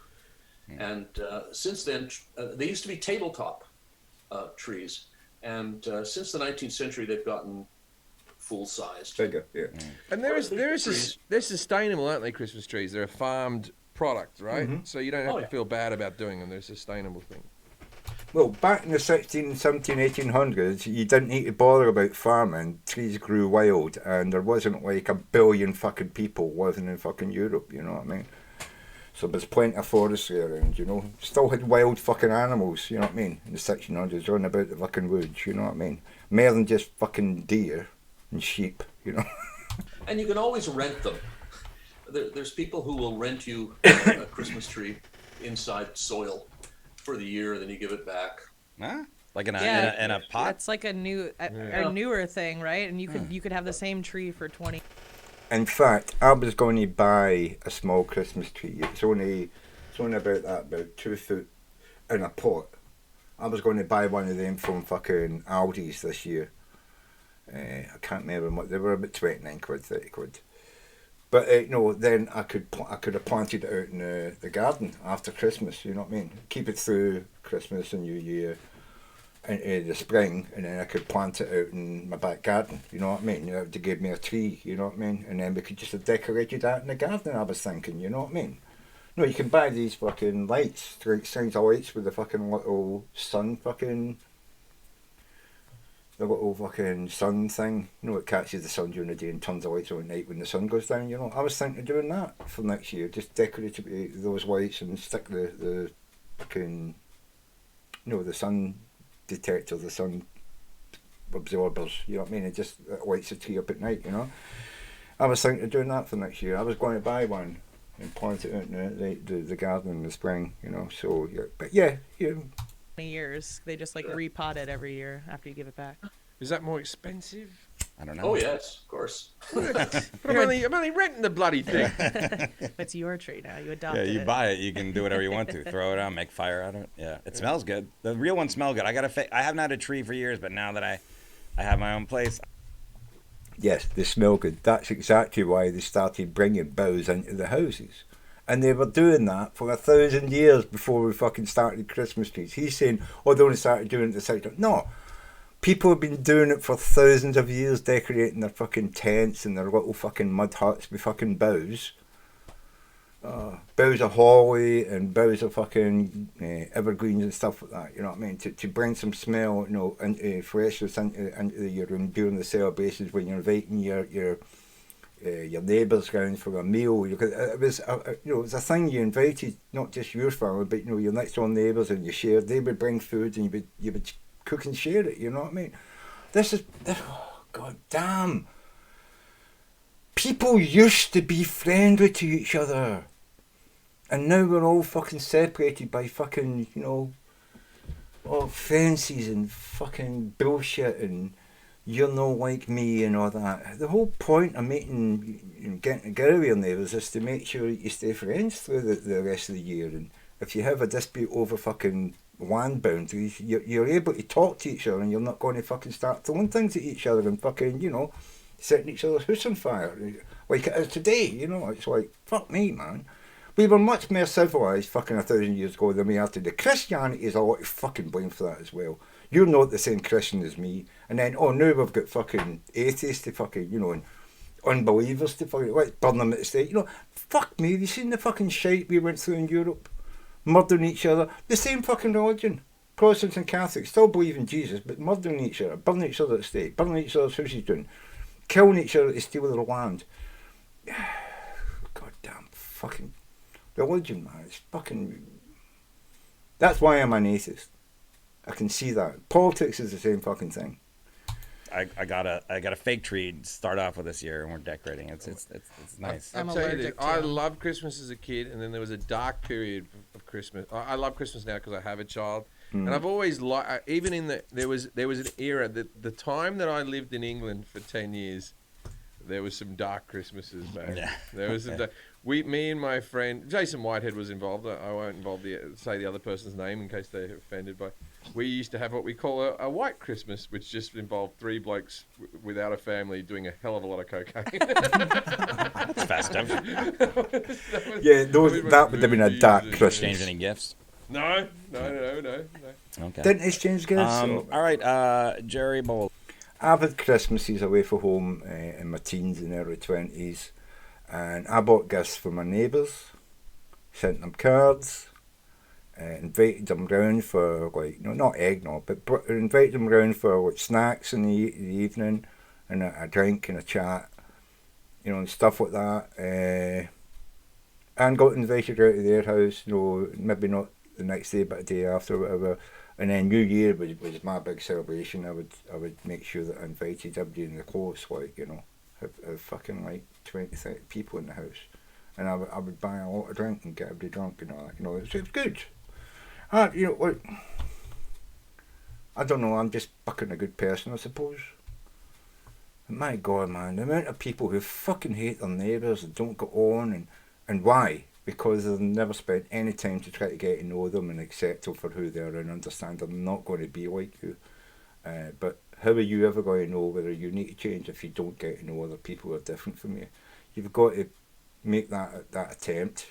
You've got to reach your hand out, man, you know what I mean? I just don't understand fucking people, man. Here's a part of the show called Dinner Party Facts, where our expert gives us a fact, obscure, interesting, that our audience can use to impress people on the subject. What do you got for us on Christmas? Well, I think any Christmas party would be livened by your dropping into the conversation the mention of the Catalonian pooper. Yeah. In Barcelona and northeastern Spain, it is customary to put a little figure of a peasant dropping his drawers, squatting and taking a dump, and putting that in your nativity scene. In the nativity scene, I've actually seen that in Spain. I did. I went over the Pyrenees from France into Spain one year. Oh, I shouldn't really be saying this, but yeah, I was smuggling hashish in a backpack over the Pyrenees into Spain from France. Got paid quite a lot of money for it, and it was it was just something I got the opportunity to do, and I thought, I've never done this, and I reckon I'm going to be able to do it, so yeah, I did it. And yeah, I did it, and I didn't get caught on none. But yeah, they had all these little doll things. It wasn't Christmas, right? But they had, the people I stayed 2 or 3 days with, they had all they were like fun people, man, and Spanish people, they spoke a bit English, and they showed me all their Christmas stuff and all that, and not just the Christmas, they showed me a lot of the stuff they had in the house, you know what I mean? They had all kinds of fucking knickknacks, and but we got stoned together, and when you get stoned together, you get talking about stuff, and then I've got to show you this, got to show you that, that sort of thing, and you get talking about your culture and they might show you that, and it's all that, you know what I mean? And it was funny. It was a good fucking 3 days, man. And I had to walk back out of the Pyrenees back into France. Yeah, with a fucking backpack of money. But yeah, no, that was fun, and yeah. So I know about the pooper. Yeah. Jack is, wait a minute, Jack wait a is minute, about wait a to minute. explode. I wasn't paying enough attention. What country's doing this? It's northeastern Spain, Catalonia, Barcelona. Oh, okay. Yeah, right, northeastern Spain, right from France into north of Spain. That's about That's 12 feet tall. But you could see poop coming out of the little figurine. And why is that? It's used like a pile. Yeah. No, it's on the ground. And why? And you could buy it in the shape of rock stars or soccer players. Yeah, I was telling him that my brother Scott and Jen went to Spain probably 15 years ago, and they came back with a figurine of John Lennon shitting. Never thought to question it. Well, they had mentioned something. It's like, oh, it's a Christmas pooper, but I was like, okay, I don't know. I never looked into it further. But what with the Christmas pooper? Was there someone shitting at the nativity?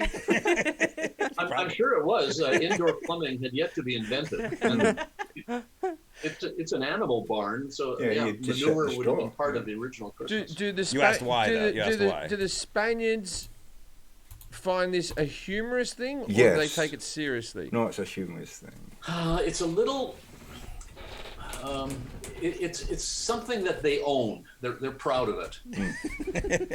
There's also, I have to tell you, a pooping log. I did see it. In which, okay, so you get a log. That's called a Yule log.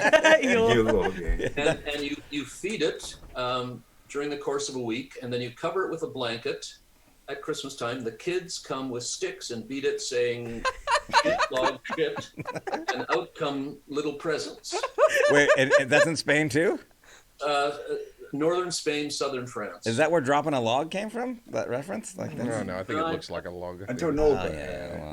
In Australia, at the top of our Christmas tree, we don't have a star or an angel. We put a kangaroo dick.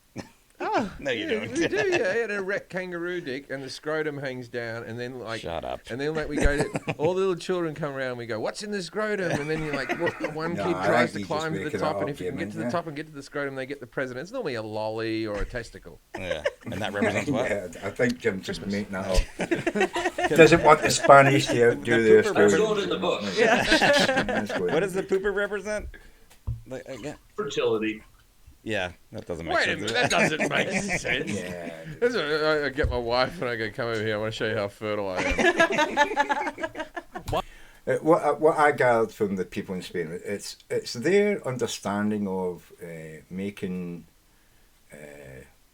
something that's supposed to be especially religious normal.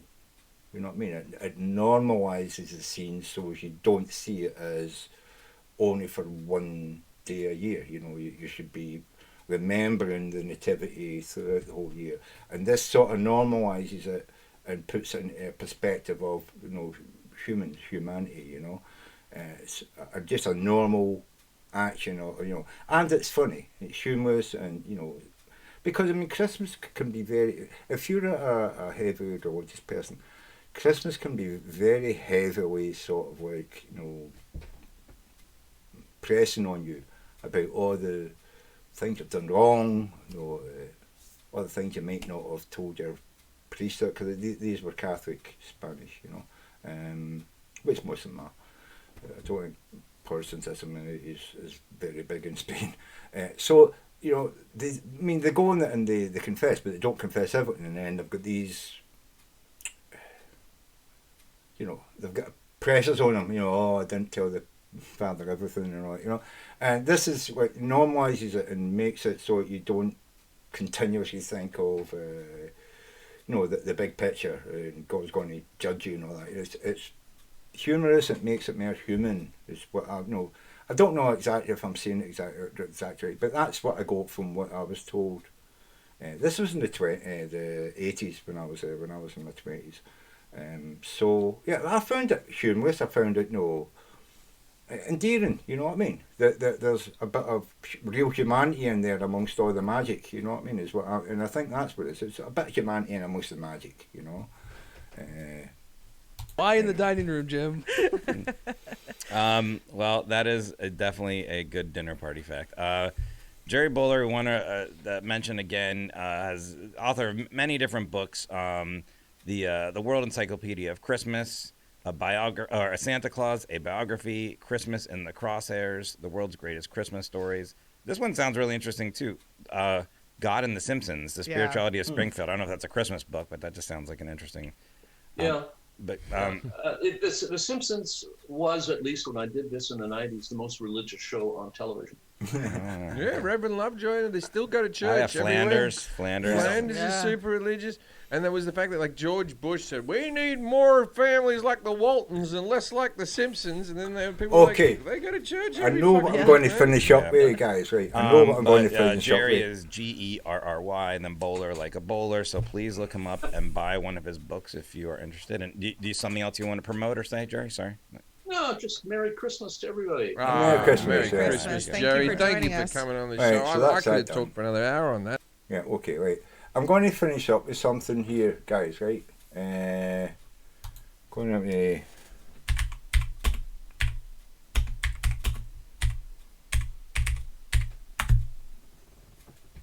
okay. What's the best one to do? Which is let's find this here. Okay.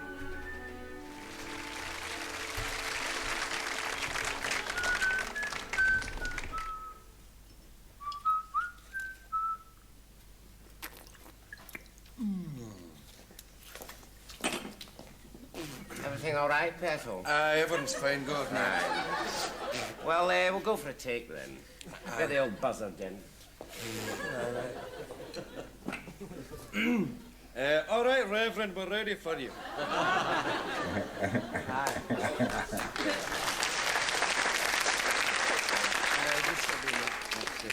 Just sit relax. This is your first time, isn't it? This is my first time, yes. I hope it goes well. Well, it'll be all right. If you get worried, just give your mammy a wave. Oh, yeah. I'll be here, I'll give you a signal. I'm just a little nervous, you know.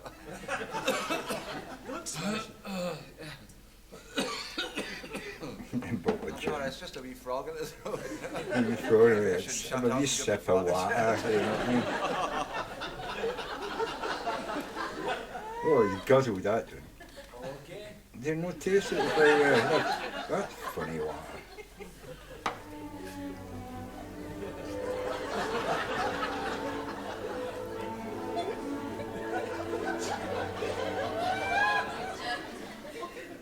Good evening.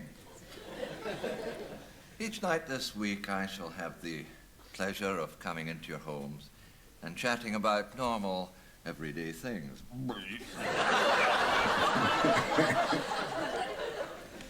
Excuse me.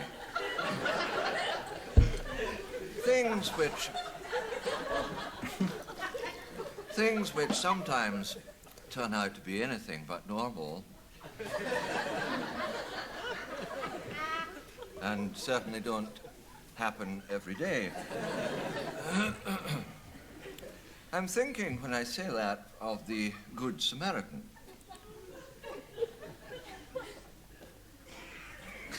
Now, there was a man, if you'll pardon the John Kearney,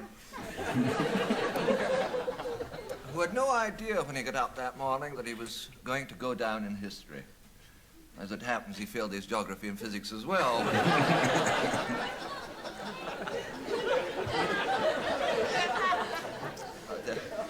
That's another story. Now, you'll remember what Deuteronomy said to Leviticus about Exodus.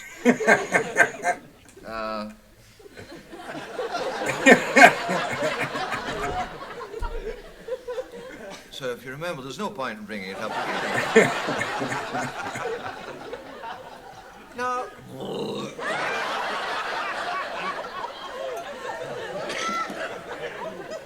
I do apologize. Now, most of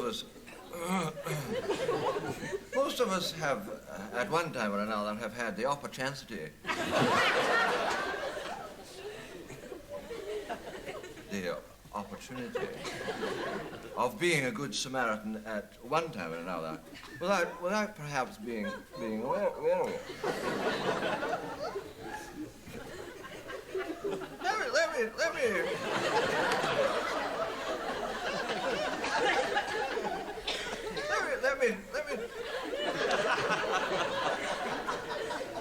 Let me tell you about Jim and Elsie.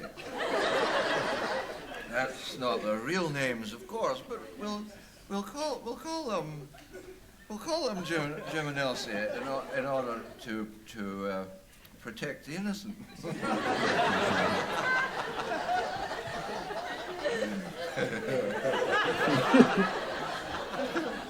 Protect. Who loves you, baby?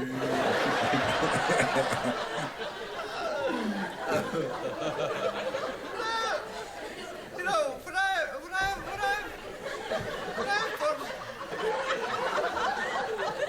I first knew Jim, it must be Jim. An ordinary guy.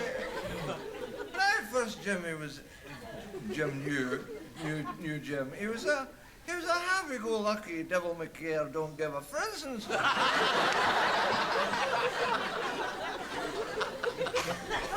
If you had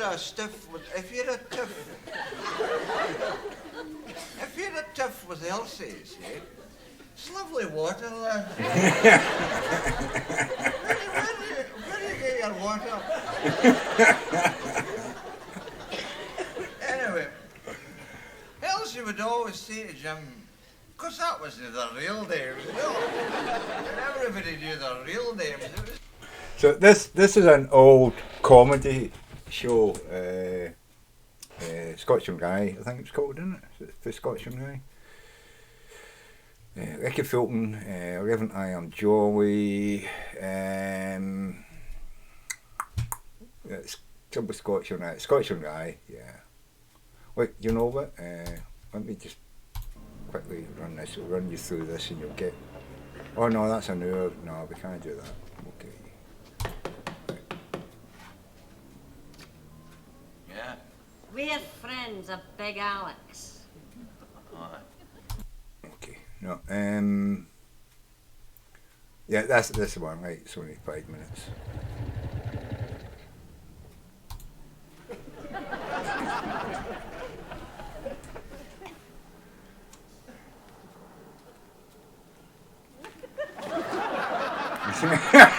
Ping.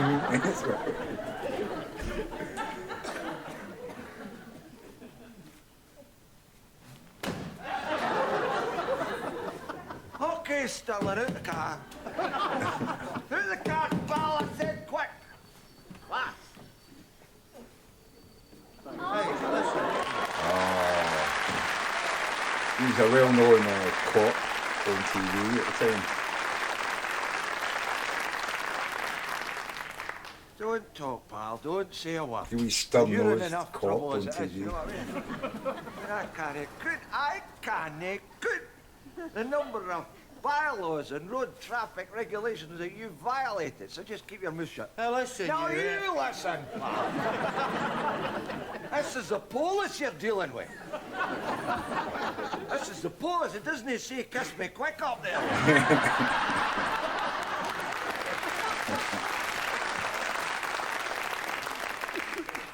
Right, your name? Taggart. Taggart. First name? Chief Inspector. Inspector Taggart.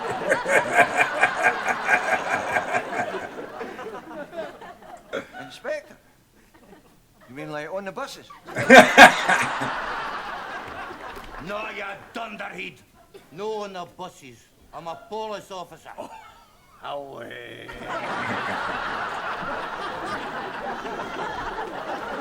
My God, that's the best yet. I've heard them all, you know, I've heard them all. Oh, please, officer, I'm a mason. Oh, please, officer, I'm pregnant. Oh, please, officer, I'm a pregnant mason. But a policeman, a wee runt like you. Oh, yeah, don't make me laugh.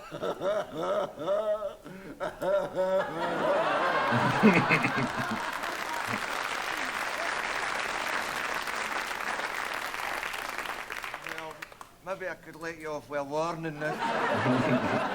Maybe I could let you off with a suspension and a broken nose. Hey, watch, I'll have you for damaging police property. The car isn't even scratched. Stuff your car, you've broken my pencil.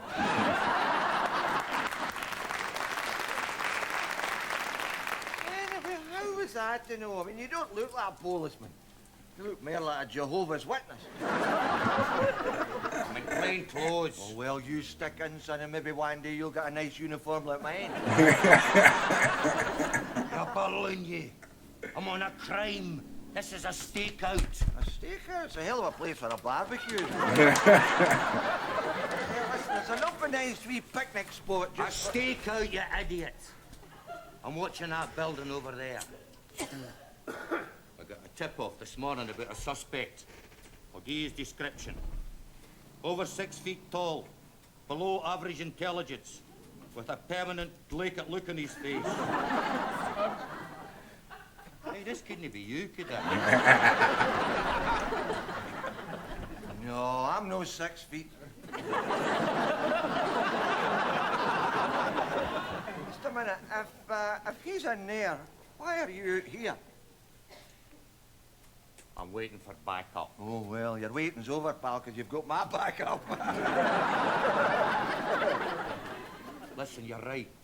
We can't wait any longer. We'll go in there and arrest him. You and me. Aye, come on. You and me? You mean as in together? I.e. us? Aye, have you got a problem? Aye, just the one. Have you got another pencil I could borrow? Never mind your bloody pencil. What? This man is dangerous. We call him the Southside Sasser. Is that the name coming on? You're trying to wind me up. I didn't even know you were clockwork. How did you get to be a policeman? By writing to Jim will fix that. Listen, God, go to there's no stop this fucking man. He has mention. already slaughtered dozens of innocent people. Ah, slaughtered? Mm. You mean slaughtered them dead? Well, slaughter's no just in my jurisdiction, you see. I mean, if you'd done something serious, like gone through a red light, by God, I would have but I mean, slaughter's just no my style, you know what I mean? So I'll be... Here, come here, you. We've got to do our duty. We can't let him get away with murder. Oh, no, Sidney Devine's been doing it for years. Sidney Devine's a singer, by the way, from that era. He's got a knife. A knife? By God, I'm your man then. Just you stay here. I'll go in myself. I'll hunt him down. I'll corner him, and I'll face him and his knife. You'll ask him to give himself up? No, I'll ask him to sharpen my pencil. Yeah, humour was a lot easier back then, I suppose. Protect the innocent.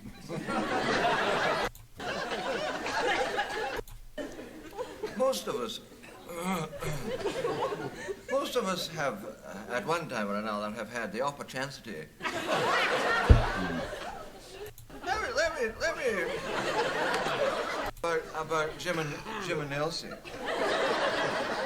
That's not their real names, of course, but we'll.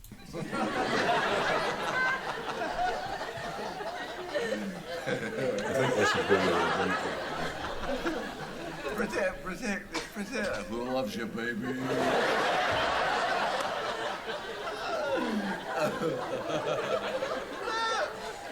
You know, when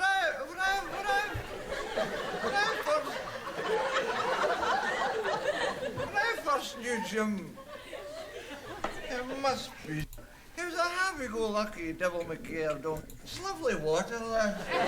Because that was their real names, you know. And everybody knew their real names. It was me, Sammy Dunn, and his wife, and their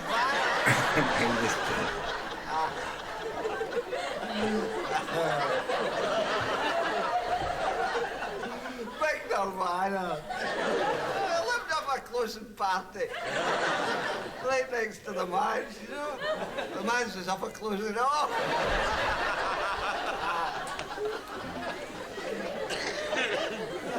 Oh, see that man? Oh, God, what a dumb woman. Anyway, Sammy began to change, you know. I don't mean like Jekyll and Hyde around. It was just, well, one day it'd be sulky and moody, and the next day it'd be kind of Morecambe and wise, you know. Now, Morecambe and Wise was a couple of comedians who did a duo show, doing sketches and stand-up comedy, and the small.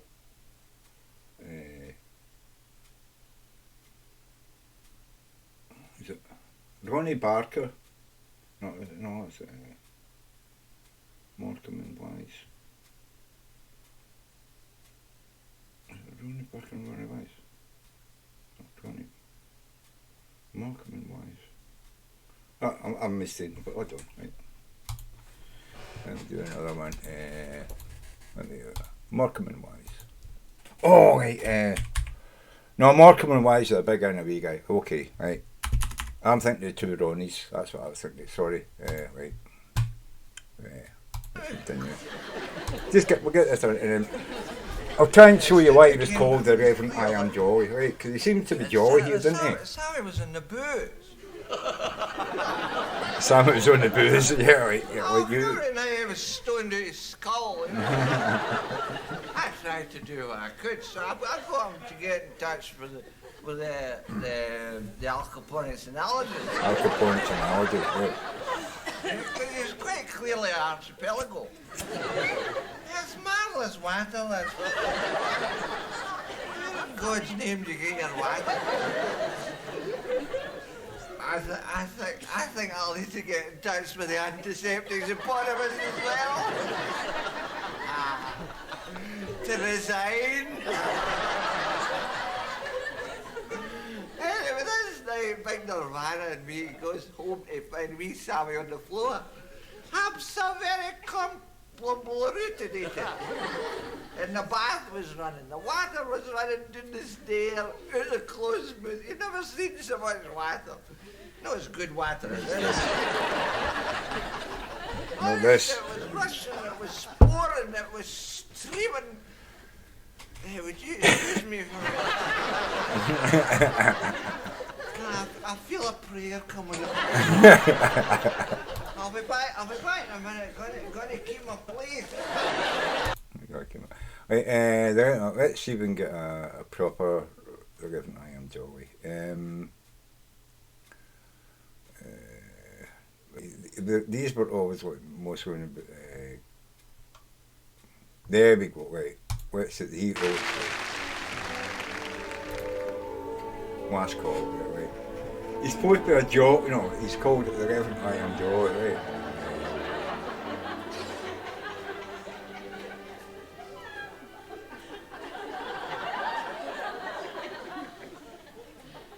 Hello.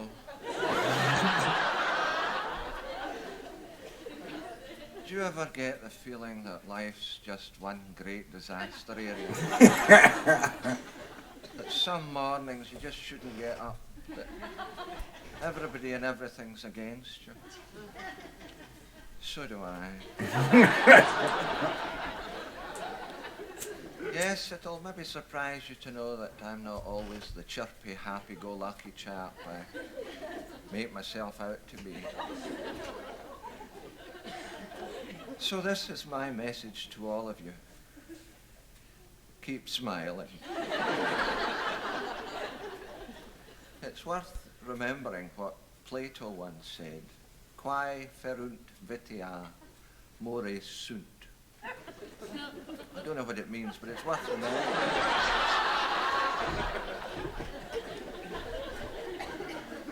Of course, as I've said before, I'm lucky to have a very dear wife.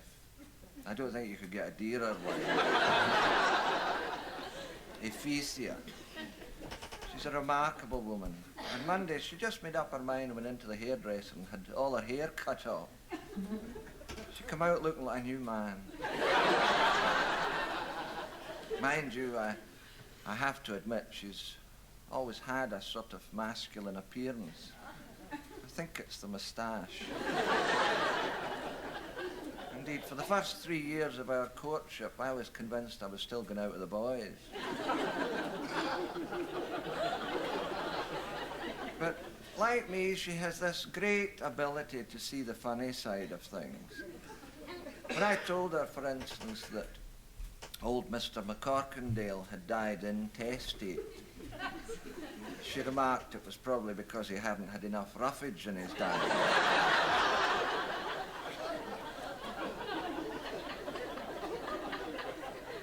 I have to laugh. I think intestate means he didn't write a will, he died without a will. I think. Let me just check that. We'll find out what it means.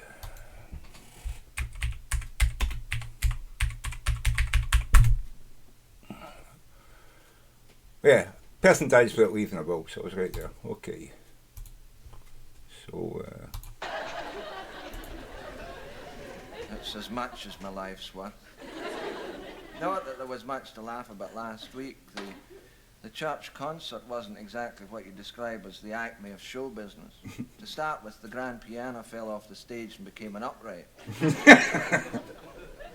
Then part of the curtain came away during Mrs. McCandlish's solo. I would have come away myself if I'd had the chance.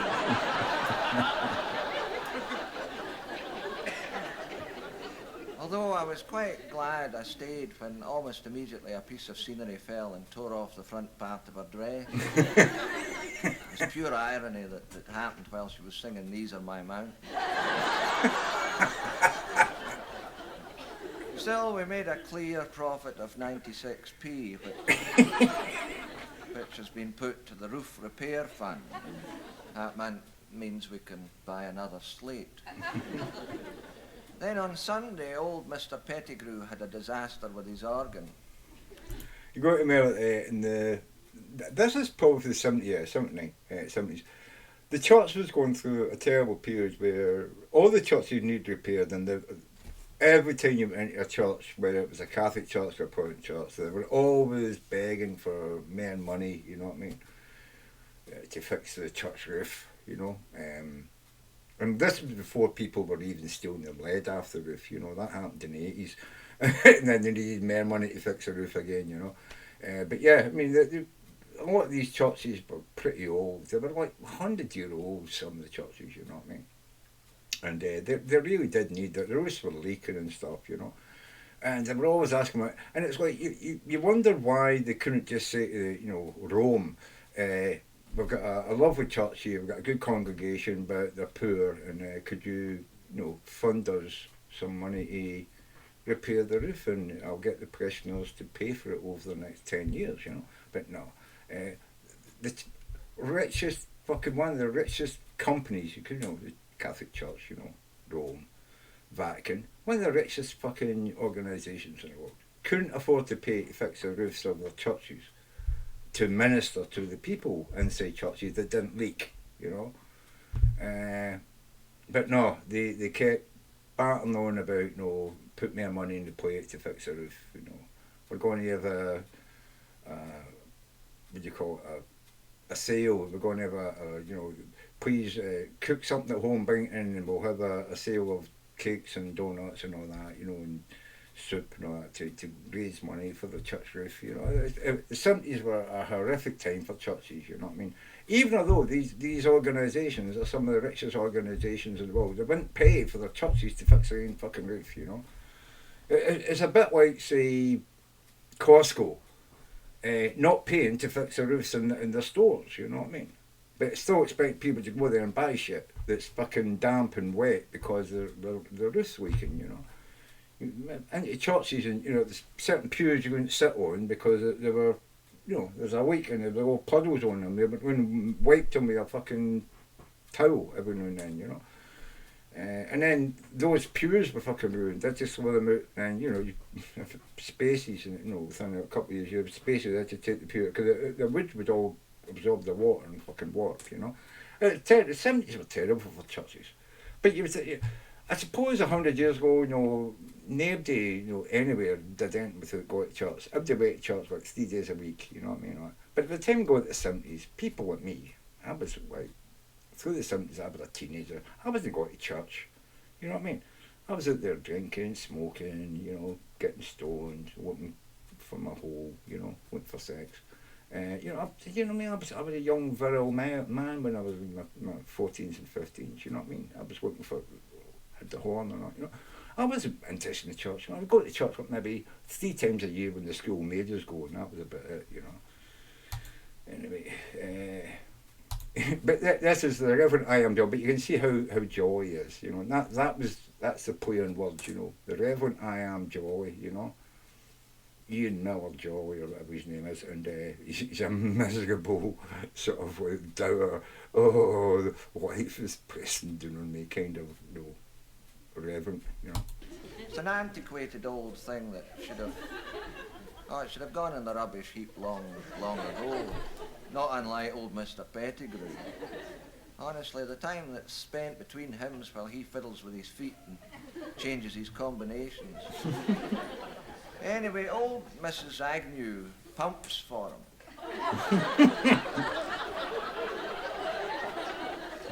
And it's generally accepted that there's just nobody that can pump like Mrs. Agnew. Pump is a Scottish saying for... we've ever had in the church. And then, of course, she's been pumping on and off for over 60 years. Obviously something that comes naturally to her. Oh, people come from far and near when word gets round that Mrs. Agnew is going to pump. I think no, in Scotland the word pump is like, sex. No, fucking, right? But I think he's talking in the phrase of the use of organs, and you had to pump air through the organs so that the people could play the organ, and she's the pumper at the back of the organ, pumping bellows to put air in it, you know. Believe me, when Mrs. Agnew pumps, you know somebody has pumped.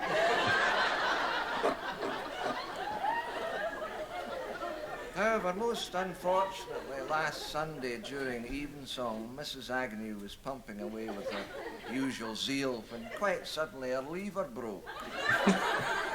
This came away in her hand, right in the middle of a pump. Not that it bothered Mrs. Agnew, but it certainly put the wind up old Mr. Pettigrew.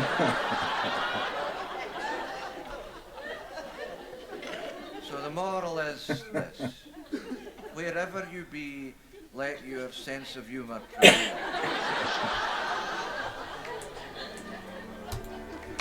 So that's Ricky Fulton doing the Reverend I Am Joy. I mean, this stuff it's classic.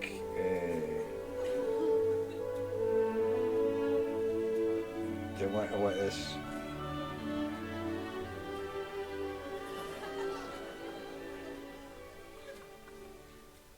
Hello. I've been a wee bit depressed recently.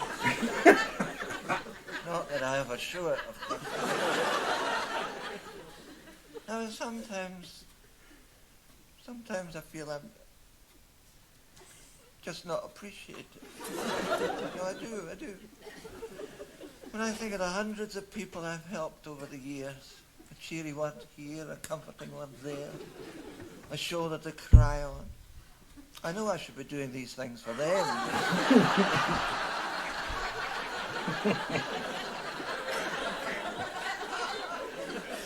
You know, there's no accounting for some people.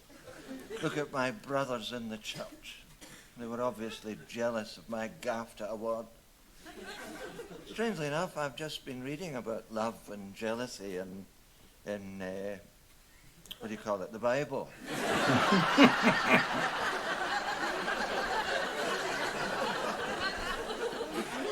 And this is a sort of up-to-date version entitled Joseph and his Armani Technicolor Anorak. And it came to pass that in the land of Canaan there lived a man called Jacob, who had many, many children. And his wife was forever complaining that it was the chemist's fault. Because he had cheated her over many years by giving her aspirin instead of the pill. And here she was, 20 years married, 17 children, and never had a single headache.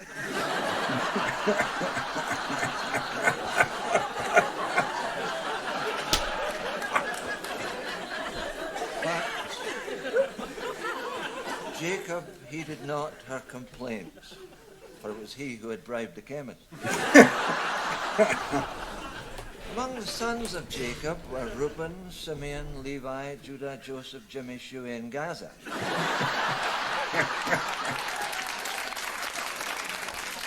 Even back then, Gaza was a problem. Was his favourite, to whom he gave the many-coloured anorak. It was a sort of reddish, yellowish, blackish colour, a wee bit like the Partick thistle strip. And Jacob's other sons were... Partick Thistle was a very low-level football, soccer for the American football team in Scotland. Jealous and much anger.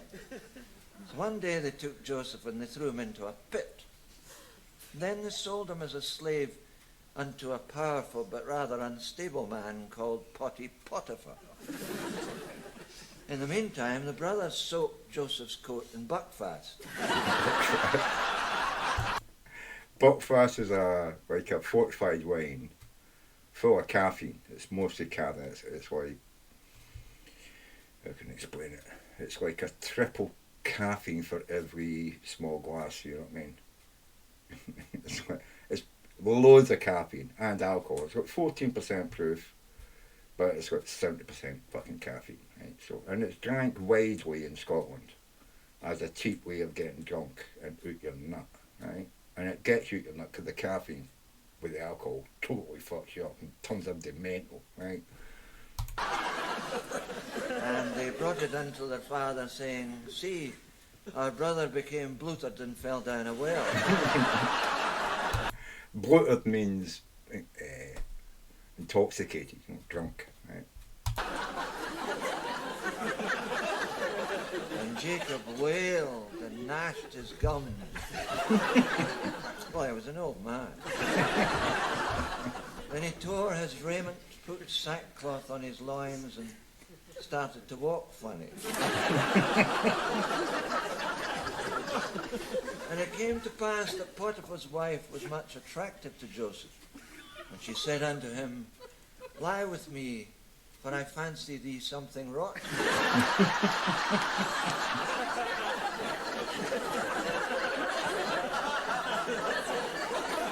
But Joseph rejected her, saying, "I cannot winch thee." Winch means to, kiss, hug and kiss, right? You go winching, you know what I mean? Yeah. Get a girlfriend, you go winching, you go kissing, It's like getting the first base, basically with a girl, Maybe a wee grope, first base, winching. So, but what was it she said? I fancy you something rotten. That just means I really want to do you, whoa, I fancy you, I want you, Yeah. Well, thy coupon is too hackett. Your coupon is too hard, your face is too ugly, right?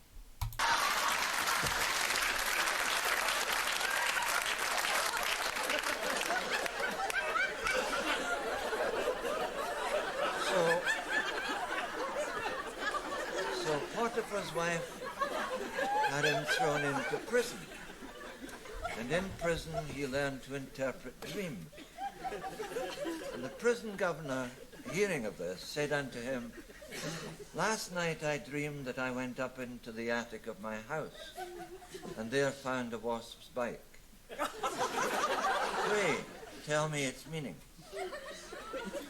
And Joseph said unto him, "Thy dream is meaningless, for everyone knows a wasp can't go about." Yeah, a wasp bake. A bake is a cycle, not a bicycle. He found a wasp's bicycle in the loft. Doesn't mean anything, It's like, yeah, he just had a mental dream, you know what I mean? It doesn't mean, because wasps don't have bicycles, Yeah.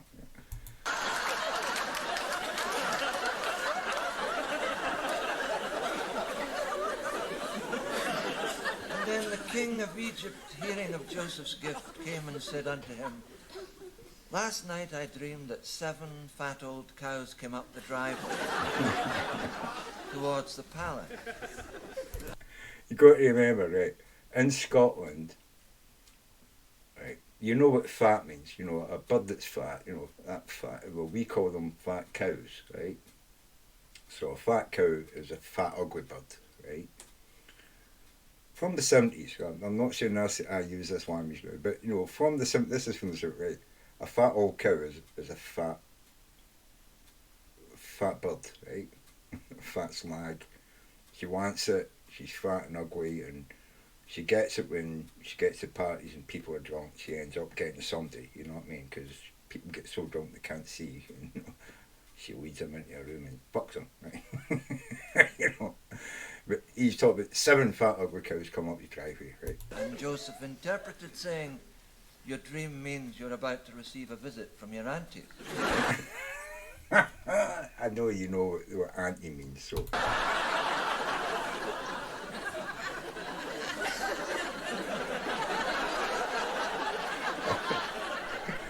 You know what you're taking when you're a 7 or 8 year old to visit your uncle and auntie, and your auntie's like some 45-year-old, you know, with too much lipstick on it. Oh, come on, mummy, give me a kiss, and she puts a big smacker right on your face, you know, and you're wiping fucking lipstick off for about an hour.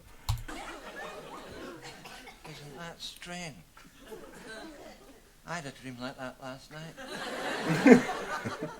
I saw this great fat cow staggering out of the manse. It had mad cow disease and it was trying to get into my car. Oh my God. I forgot I had to drive Ephesia to see a psychiatrist. Good night. That's right. I think maybe we've had enough of that.